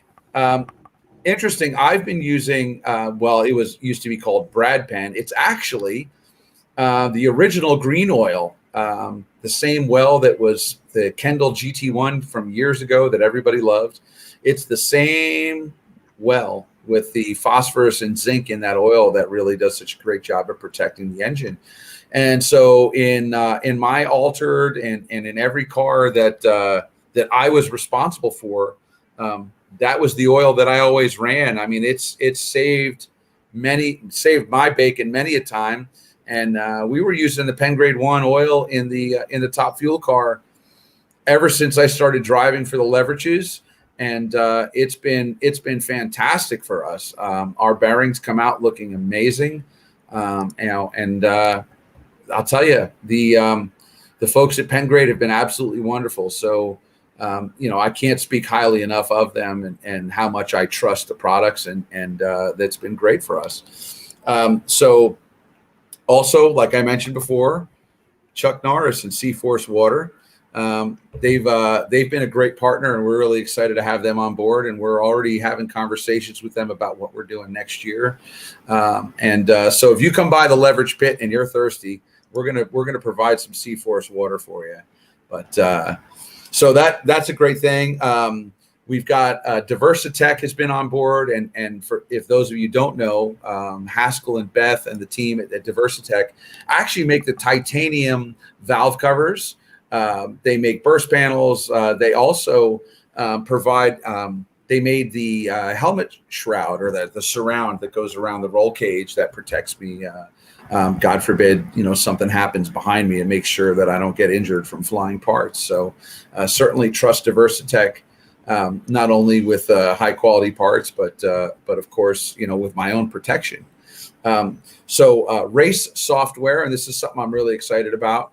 and they actually do complex physics modeling. They do, even though we don't have a chassis, we have a chassis, we don't have suspension in a top fuel car, but they do suspension modeling where you can actually predict what your springs and shocks are going to do. But for us, they can predict how our chassis is going to react by using these complex physics modeling programs. And that's pretty amazing. So we can, with these new changes, with the SFI regulations coming into effect, where we're going to have thicker tubing for our front halves, we're going to be ahead of the game because we're going to know exactly how that thing is going to react. We're going to know how to tune for it. So that's really exciting with the folks at Race Software. Of course, I don't want to forget my good friend Joe Moore and Smith Systems. Smith does sensors, but they also do crank triggers. So we actually have an upgraded version of crank triggers on our car that are much higher quality than what the other teams are running. Because when you got a top fuel car, lighting that those two 44 amp mags, we got to make sure that spark is happening.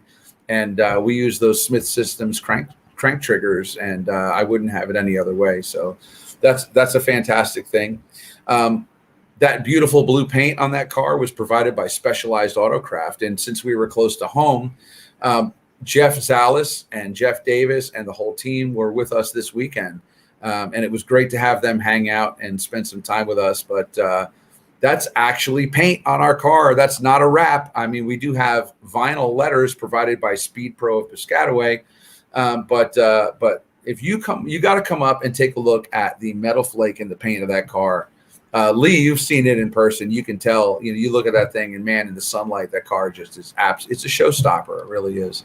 So without the Jeff at Specialized Autocraft, that never would have happened. So again, I mentioned Speed Pro. Let me see. And oil lines from Dime PSI. That would be DYME.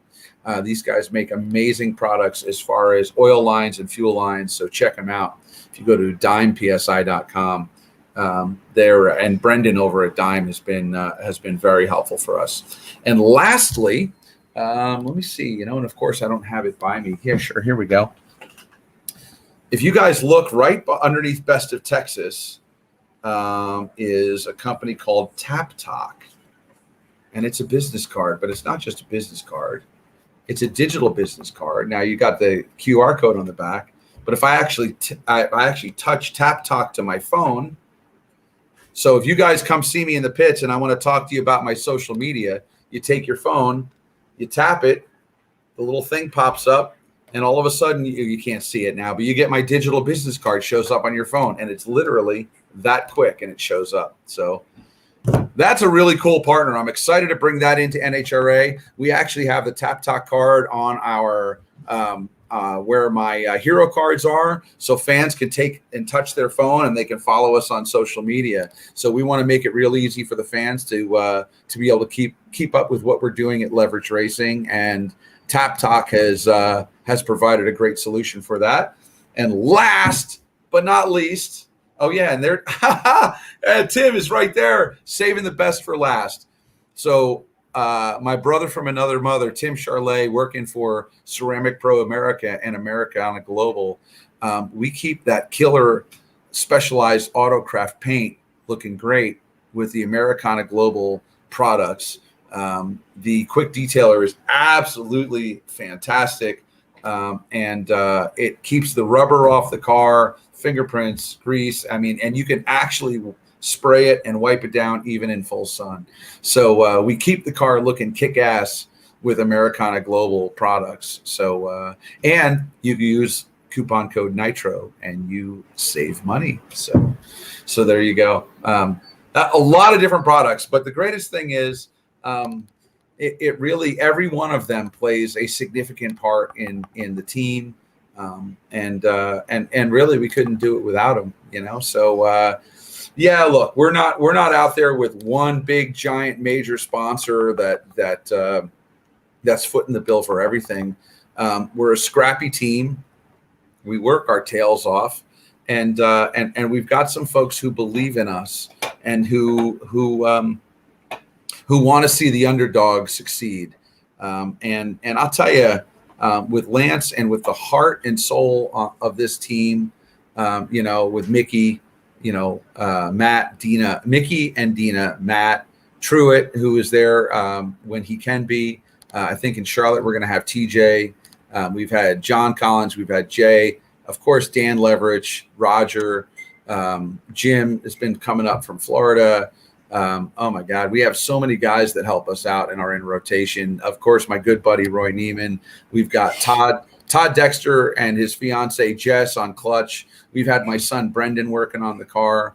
God, this weekend we had Mike was working with us, and Mike had worked with Lex June a bit. And so Mike subbed in with us this past weekend a little bit. So we really have an amazing group of people who, no matter what the adversity, no matter what challenges we face, from whether it be through lack of resources or just, low inventory and trying to make do and make things happen.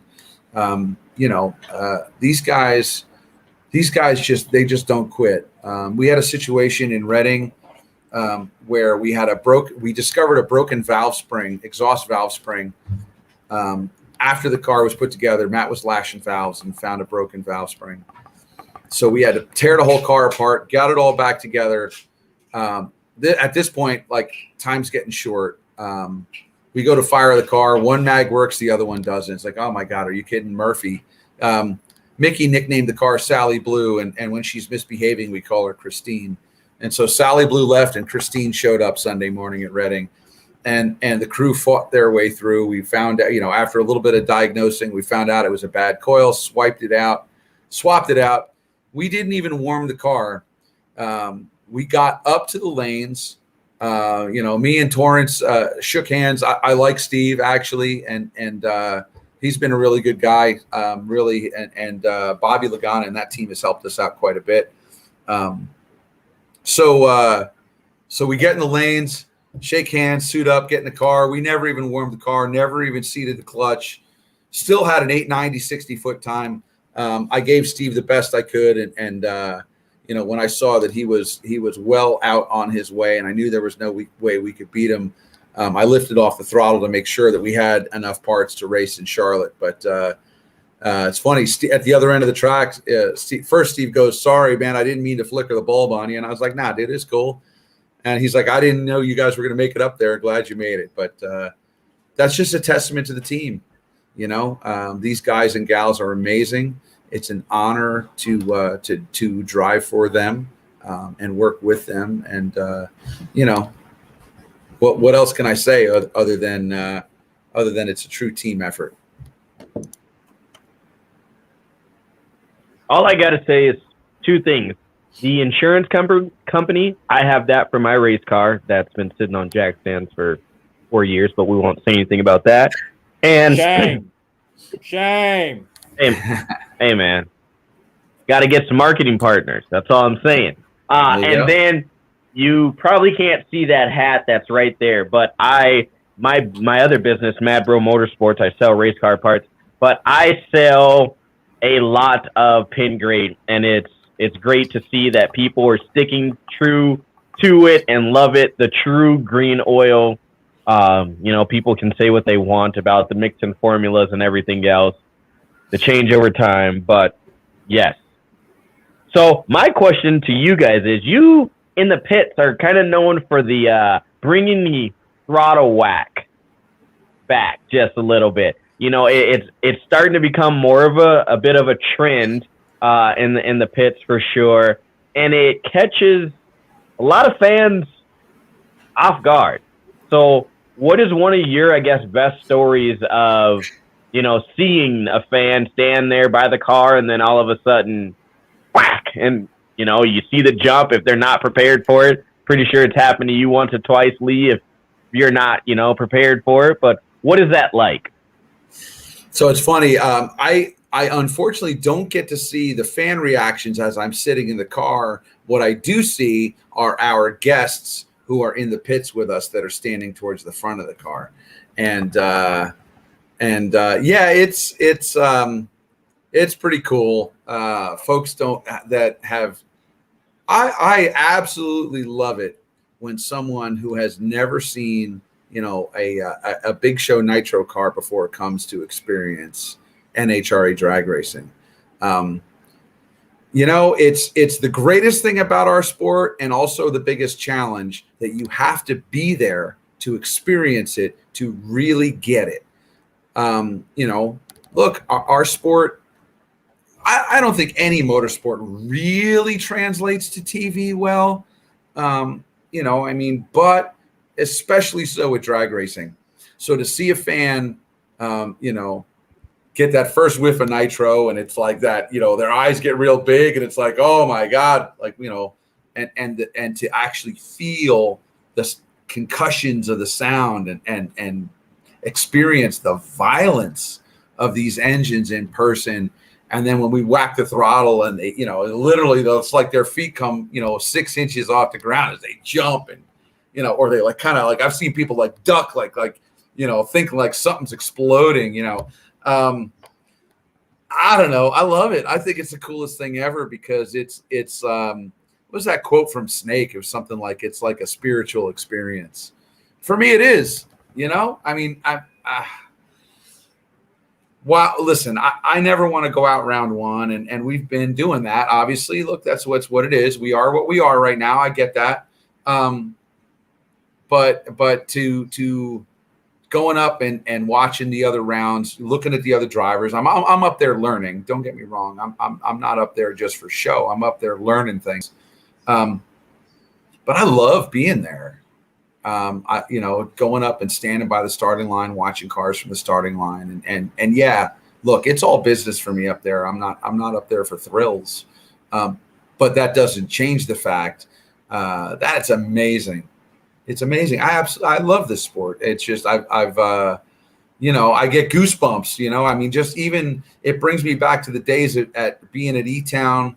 You know, watching the funny cars and the top fuel cars when they were dry hops and all that, and just what can I say, man? It's the coolest sport on the planet, you know. And if you've never experienced it, now of course I'm sure everybody watching this show is you know, are fans of drag racing, right? Typically, if you're watching this show, you're well aware. But what I will say to all of us that are fans of drag racing, drag somebody's ass out there and get them out there to experience it, because, you know, if we want this sport to continue to grow, and I think it's growing right now, you know, I mean, people may argue with me about that, but look, we've got a whole bunch of races in a row with full fields right now. Granted, Reading was a short field, but I don't see any other short field listed between now and the end of the year. You know, while teams are dealing with financial stresses and challenges, obviously us more so, we got to get people out to the races. The sport is growing. Drag racing is alive and well. I don't care what anybody says. Drag racing is alive and well. And for us to keep going, the best thing we can do is drag people out to the track and let them experience it, because 98 out of 100 people are going to come away going, wow, that's the coolest thing ever. We had some friends this weekend that have actually we had several people in our pits that had never seen a big show race, and every single one of them was like, holy crap, this is the coolest thing ever. So, Joe, your mom chimed in and did want to allow you to make note. Share with us what the team specifically loves to do with kids, because I think Leverage Racing has one of the best kid interaction, kid-friendly teams out there. So how many kids gets put in the car in the day? How many kids gets put in the car on average, it seems, on a day for Leverage Racing? I don't know. It depends a whole lot. How about that? How about the fact that there's enough of them where I have no idea how many there are in a day? You know, I'm careful to share about it, because what could easily happen is we would have so many people that we couldn't accommodate them all. And I don't want to see that happen. I don't want to see people go away upset. You know, yeah, look, you know, when we have the opportunity, when it's in between when we're working, because look, we're there, we're a race team, we're there to race. Make no mistake, we are there to race. But when there's time, we put kids in the car. Actually, there's a kid, AJ. I'm not going to give his last name, but he loves drag racing, and his mom and dad are just great people, and he's a great kid. And he never sat in a Top Fuel car. And this past weekend in Reading, I made sure he got a seat in the car. Braylon Kuhn, my friend Mark's stepson, and his mom Jen.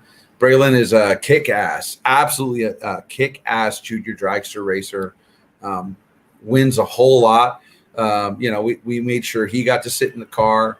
My friend Steve, George, and his wife Taylor. Taylor had never been to a big show race before, and she was blown away. We made sure their kids got to sit in the car. But not just people that I know. I mean, it's just fans and everyday fans that that we don't know. We make sure that as much as we can, we let kids sit in the car, and then we've got a banner on the back of the trailer that Mickey and Dina had made, and every kid that sits in the car gets a little button, the Leverage Racing in the Seat Club, and the kids get to sign the banner. So if you come by Leverage Racing, and now there are so many kids that have been in the car that Mick and Dina had to make another banner. So we have one banner that is completely full of kids' signatures, and we got another banner that's filling up fast. So I think it's neat, that the kids get to give us their autograph. It's not just me signing the hero cards, although I'm happy to do that. I love talking with fans and signing hero cards and shirts and banners and hats and all that fun stuff. That to me, listen, one of my heroes is Richard Petty, and everywhere Richard Petty goes, he has 3 Sharpies with him, black, silver, and white. And he always has time. And if, one of the greatest ever in racing, has time for fans anywhere and everywhere, well, who the hell am I not to, right? And I mean, I'm just, I'm friggin' Joe from New Jersey, right? I'm nobody. So if a fan is interested enough to come by, you can bet they get my full attention. And we want them to have the best experience they can, because, I spent how much time talking about sponsors before, all those different partners. Well, listen, without the fans, what the hell do the sponsors want to do with us? Without the sponsors doing business, how the heck are they going to actually help us? How are they going to grow with us? So, putting kids in the car, taking time for fans, and making sure that everybody that comes by knows that at Leverage Racing, we're no different from them. We love this stuff. We do it because we love it. We all have a passion for the sport, and to share that with other people is the greatest thing out there. You know what I mean? I just happen to be lucky enough to be in the car. But I'm no different than anybody else. So I remember, and it's funny, when I was a kid at Englishtown, the rule here in New Jersey was you had to be 18 to get into the pits. So when I was a little kid, I wasn't allowed in the pits. And that was it was awful, man. I remember being there like, I want to be there so bad. Wanted to be there so bad. And it took years until the law changed, and then we were able to. And I remember the first time that I actually was, I think I was like 12 or 13 years old. And my dad's like, let's go into pits. I'm like, wait, you mean I can go in there? So I don't know. I remember like that. I remember that like it was yesterday. So for me, we could put kids in the car. Hell yeah, we'll do it.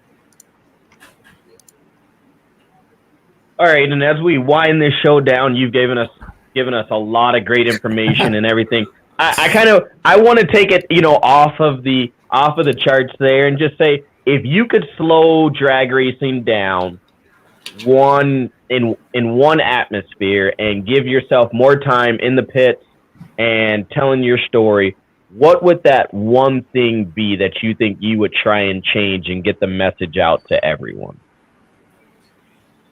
So let me see if I understand that correctly. So what would I like besides the racing that's going on, besides like everything else. If you could just like slow down the weekends completely and get one main story or point across to each fan or each individual, like what would Joe's words be? What would you, I guess, tell the people? What would that message be from you?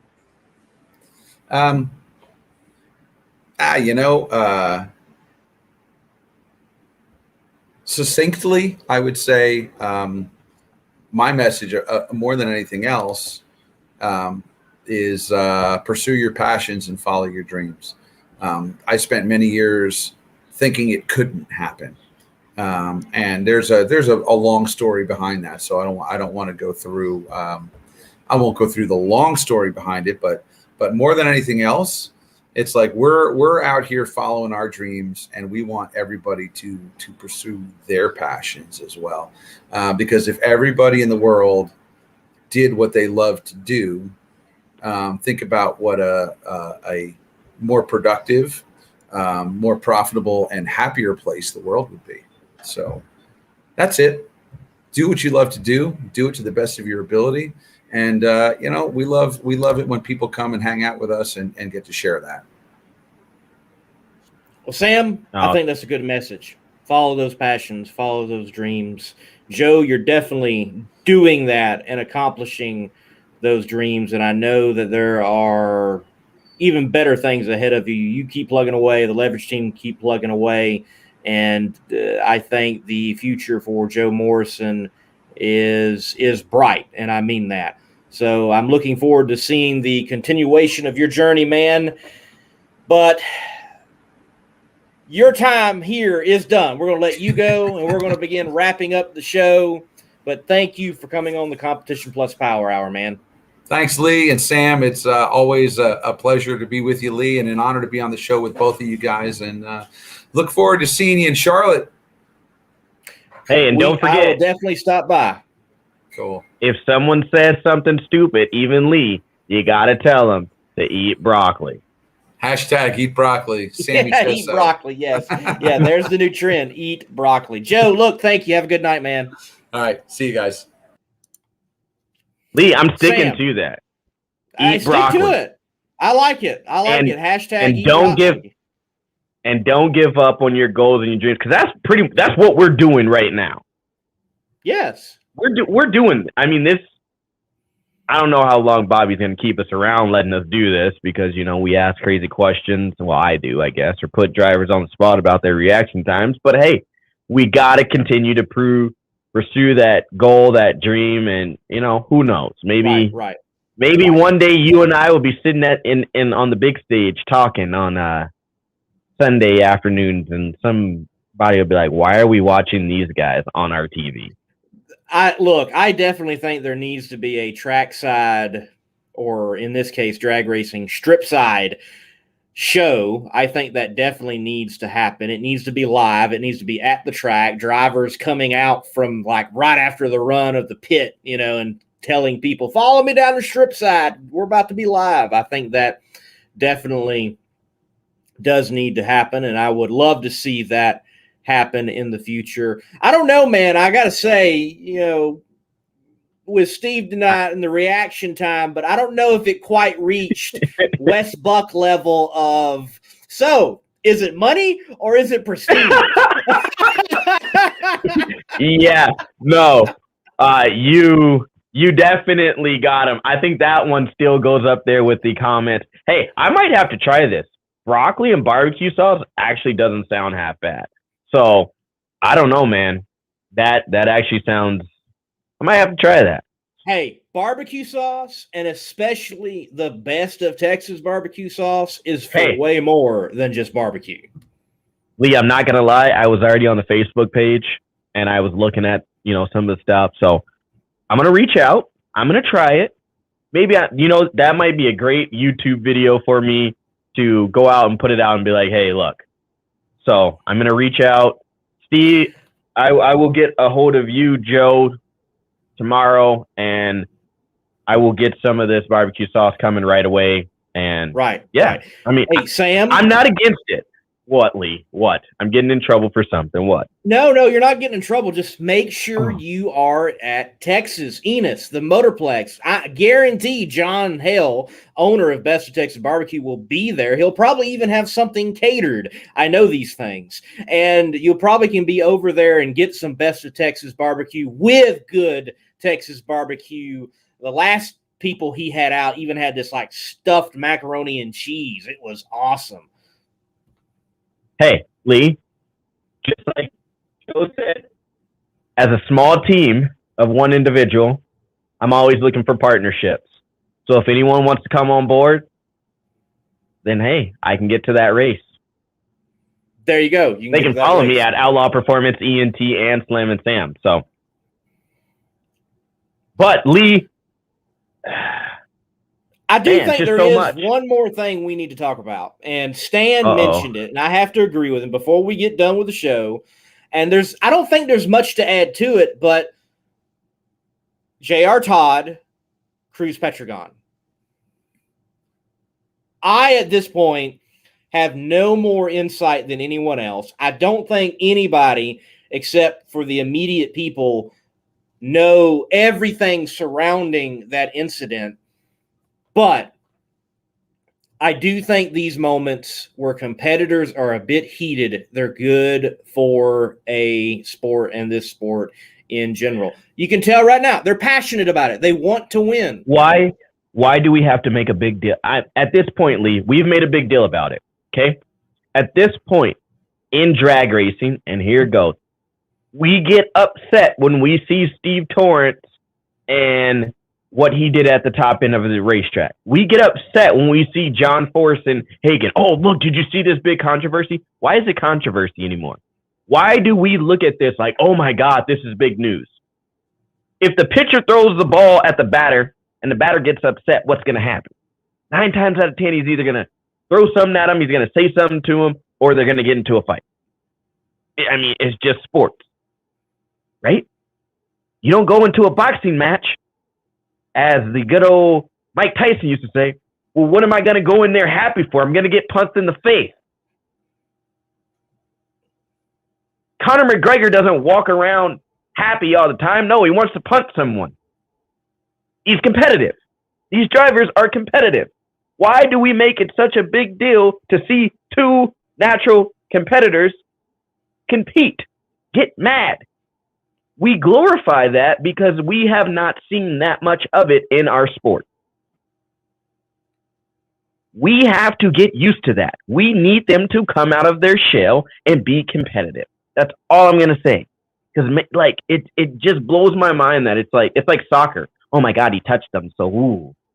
You know? Am I wrong for that, Lee? I don't know. I don't think this one has had quite the negative backlash that can happen with some of these incidences.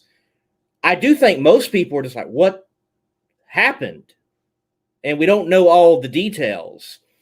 But I think it's good to see these things because you can tell J.R. Todd, he's passionate. He wants to win. You can tell Cruz Petragon. Look, Cruz may be one of the hungriest guys out there. He has the best chance of a championship he has had in years. And that man is hungry. Any man that can stage that car and J.R. Todd with wax, you can't tell me that guy's not competitive. I'm sorry. Like, right. I mean, most people would have been like, hey, dude, hey, we're done. We're done here. Something's not right. No. The man was like, wah, wah, to get the car staged. Like, they're competitive. Let's just, I don't know. I just want, I don't know. I just want to see him competitive, period. Like, I don't know. Hey, right, Lee. I just feel like with this particular incident, we don't have there's any not enough details. Yeah, there's just not enough. I think we got a piece of butter on a piece of toast that no one knew that was in the toaster, and they're like, "Hey guys, we got this left."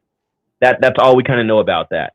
And look, I can tell you there's a lot of ways in which it can be taken, the staging games, if you will. And we've hashed that out on this show. We will continue. Look, there's nothing wrong with deep staging. There's nothing wrong with shallow staging. There's nothing wrong if you can figure out how to flicker. It might not be gentlemanly, but flicker a little bit and finally get it in there.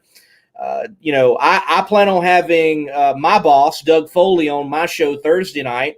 And that's something we're going to talk to him about because he mentioned it in my post-race video recap for the team.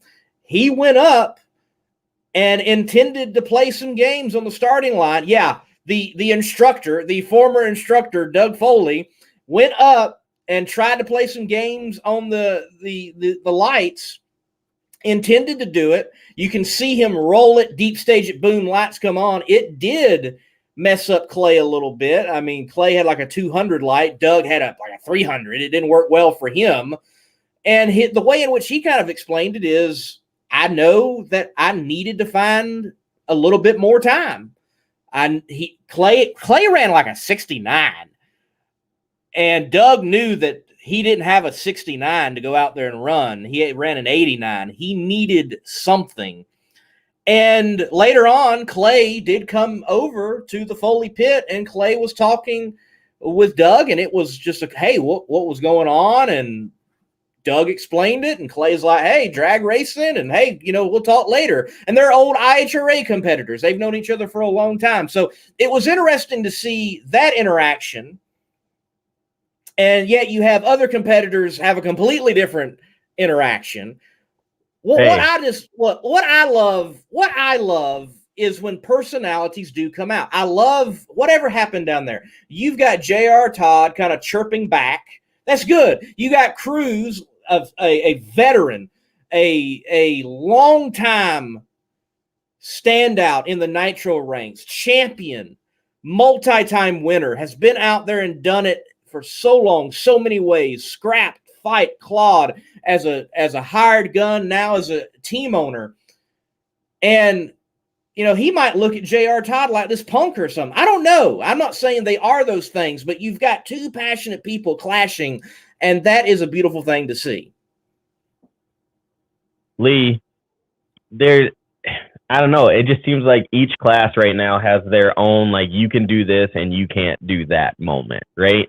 I mean, play the games at the starting line, pro stock. In pro stock right now, this is I'm just going to put this out there, Lee. Pro stock, you guys don't have any, like, leniency right now. Like, you guys are treading water. No. Like, pro stock is treading water. They are on thin ice. I'm telling you, man.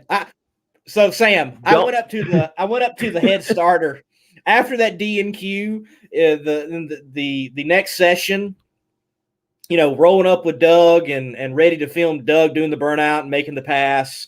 But before it kicks off, I go up to the head starter, and there's a couple of guys around there, Ryan from Cruz Petragon Racing and a couple other officials.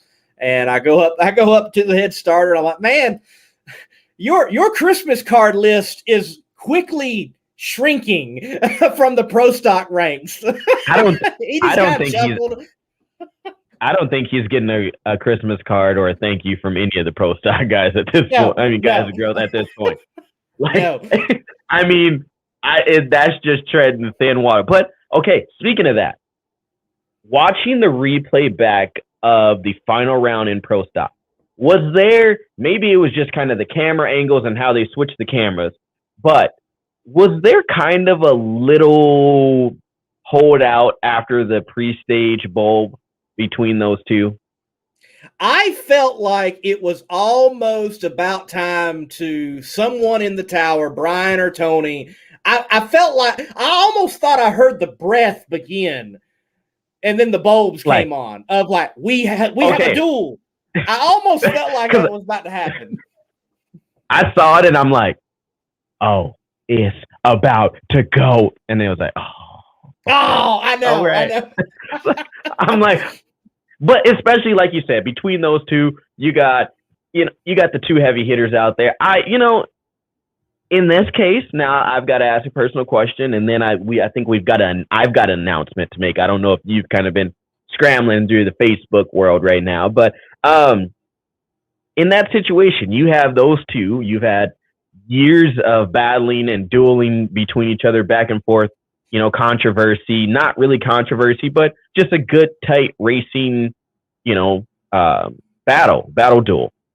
Do you let them sit there and kind of play on the line, or is it just like, pro stock? Yeah, we ain't taking it.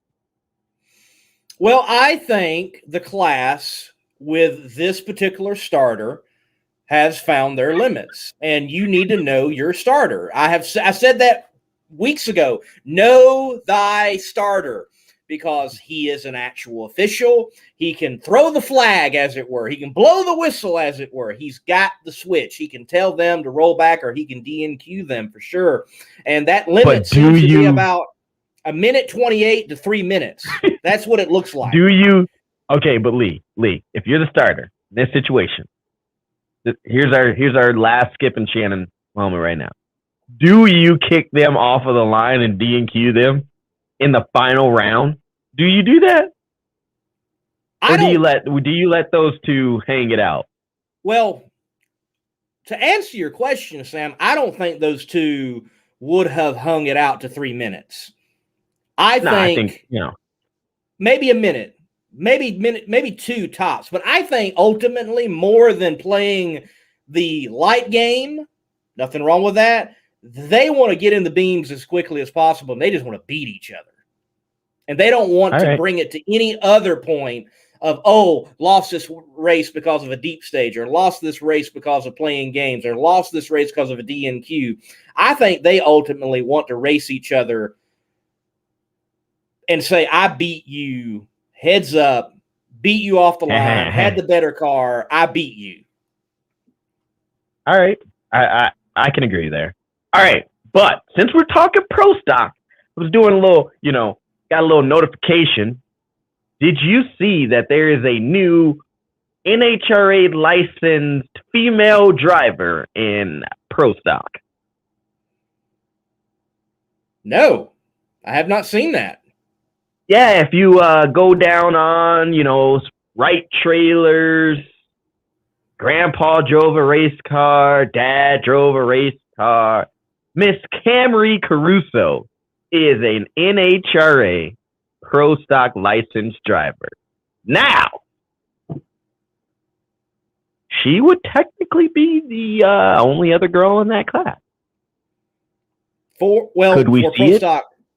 For a pro stock period, whether it's NHRA or Mountain Motor, there have not been that many female competitors whatsoever. I'm going to double check right here. I saw it and I was like, yeah. But yes, right here, 2 hours ago, we are officially looking at the latest NHRA pro stock licensed driver. Like, that's big news. It is. So, I completely agree. So now here in 10 years, could we possibly be saying, well, CC is the new up-and-coming best female driver? I mean, could she give what is that going to mean for Erica? And we can end the show on this. And this is the last question that I have. What would that mean for Erica and Camry to line up for the first time against each other and race? And I'm just going to throw this out there. Like I said, hypothetically speaking, Camry get that first win over Erica, round win, whatever it may be. How does that go into the record books? Something that we've never had to deal with before. So, as far as I know, I cannot remember any other female competitor in the pro stock ranks. I can't. There probably has been, but I cannot remember other than Erica Enders. And Camry Caruso has been on this journey in the door slammers with Pro 632 of PDRA. She has been testing the car in mountain motor configuration, from what I understand. I've had her on the show, my show, Between the Slicks, with her making the announcement she's making that door slammer shift from the dragster mode. And it's good to see, because right now a lot of young ladies are going the dragster route. And for whatever reason, ladies have been on pro stock motorcycles, or motorcycles of many different types, and they've been in fuel cars, from funny car to Top Fuel. And this no woman's land, if you will, has been pro stock, except for Erica Enders. And I would think that for Erica, maybe it's not a matter in that case of I won or lost. Maybe she wins either way because it's validation and she broke a door open and she left it open for someone else to keep rolling on through. I think that is how she'd probably take it. And if she lost, it'd sting a little bit, sure. Now the last question. See, now I've got so many questions running through my head. I think I need to just have both of them on in the group podcast and kind of talk about this. But does Elite now say, hey, we have the stable for winning female drivers in pro stock? Why don't you come on and hop into an Elite car that is now vacant? Just saying. Who knows? But Lee, man, like always. If I'm KB Racing and it can be worked out, I would try to get a female driver under the KB umbrella as long as they were competitive, even for the marketing factor. And you have this duality of female versus female door slammers, KB versus Elite, still continuing and going on. I think that's a great storyline. Well, in the days coming, in the month coming, we hopefully will be getting some information. I plan on reaching out to Camry and Mark and maybe both having them on with Erica and just kind of I wouldn't say hashing it out because I don't think it's bad blood or anything like that between them, but I think it's a great topic for us to dive into and see because, like you said, there is a door open and you have the GOAT, the leader, the now, winning driver, and you have Camry coming in. So I think that's a great story there to dive into. Great story to have on Outlaw Performance ENT in the Groove podcast. But Lee, man, we got to shut this show down. Everybody's probably ready for bed or probably drank all their wine or whatever they were drinking out there tonight, sipping on their gin and juice, as Ron Tobler would say. But Lee, you've got a show coming up. Where can all the people find you, get all the great information for what Monday Morning Racer is doing?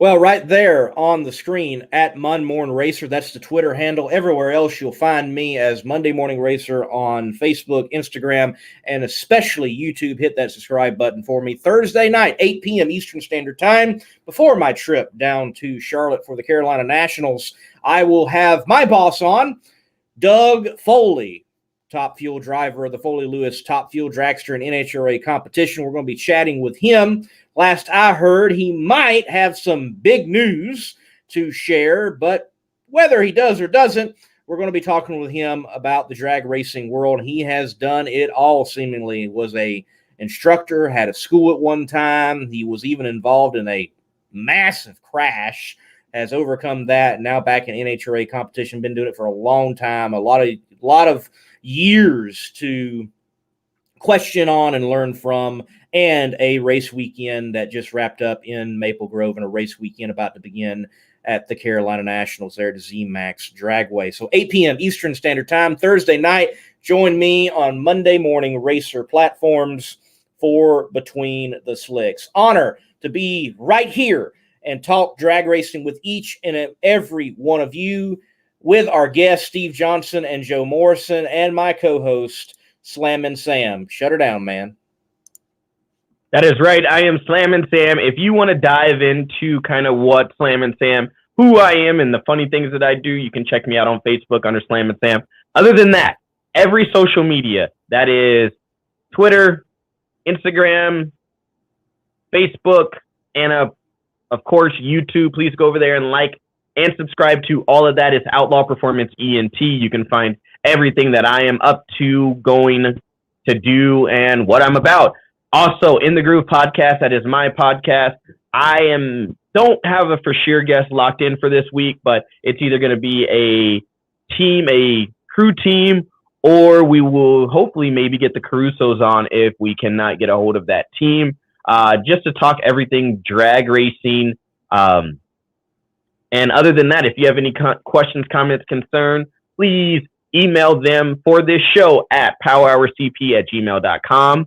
Again, we will be uploading all of these back on. Had some difficulties, so some of them aren't popping on right now, but you can listen to all these episodes back on all your major podcast forums under Power Hour.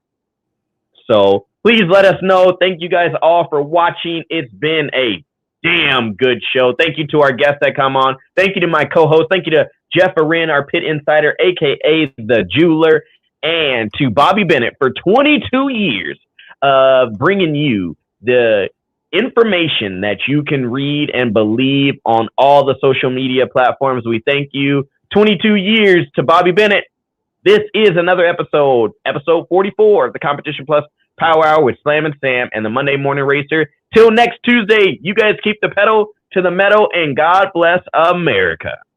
Get your CompetitionPlus.com apparel today. Whether it's our nitro-burning funny car design or the vibrant door slammer design, we have the swag to show you are always in the know. Get yourself a hat too. And we know not everyone enjoys wearing a mask, but if you must wear one, at least wear a good-looking one. Check out the new CompetitionPlusApparel.com for the latest from the place where you have trusted for your news on the internet for over 2 decades.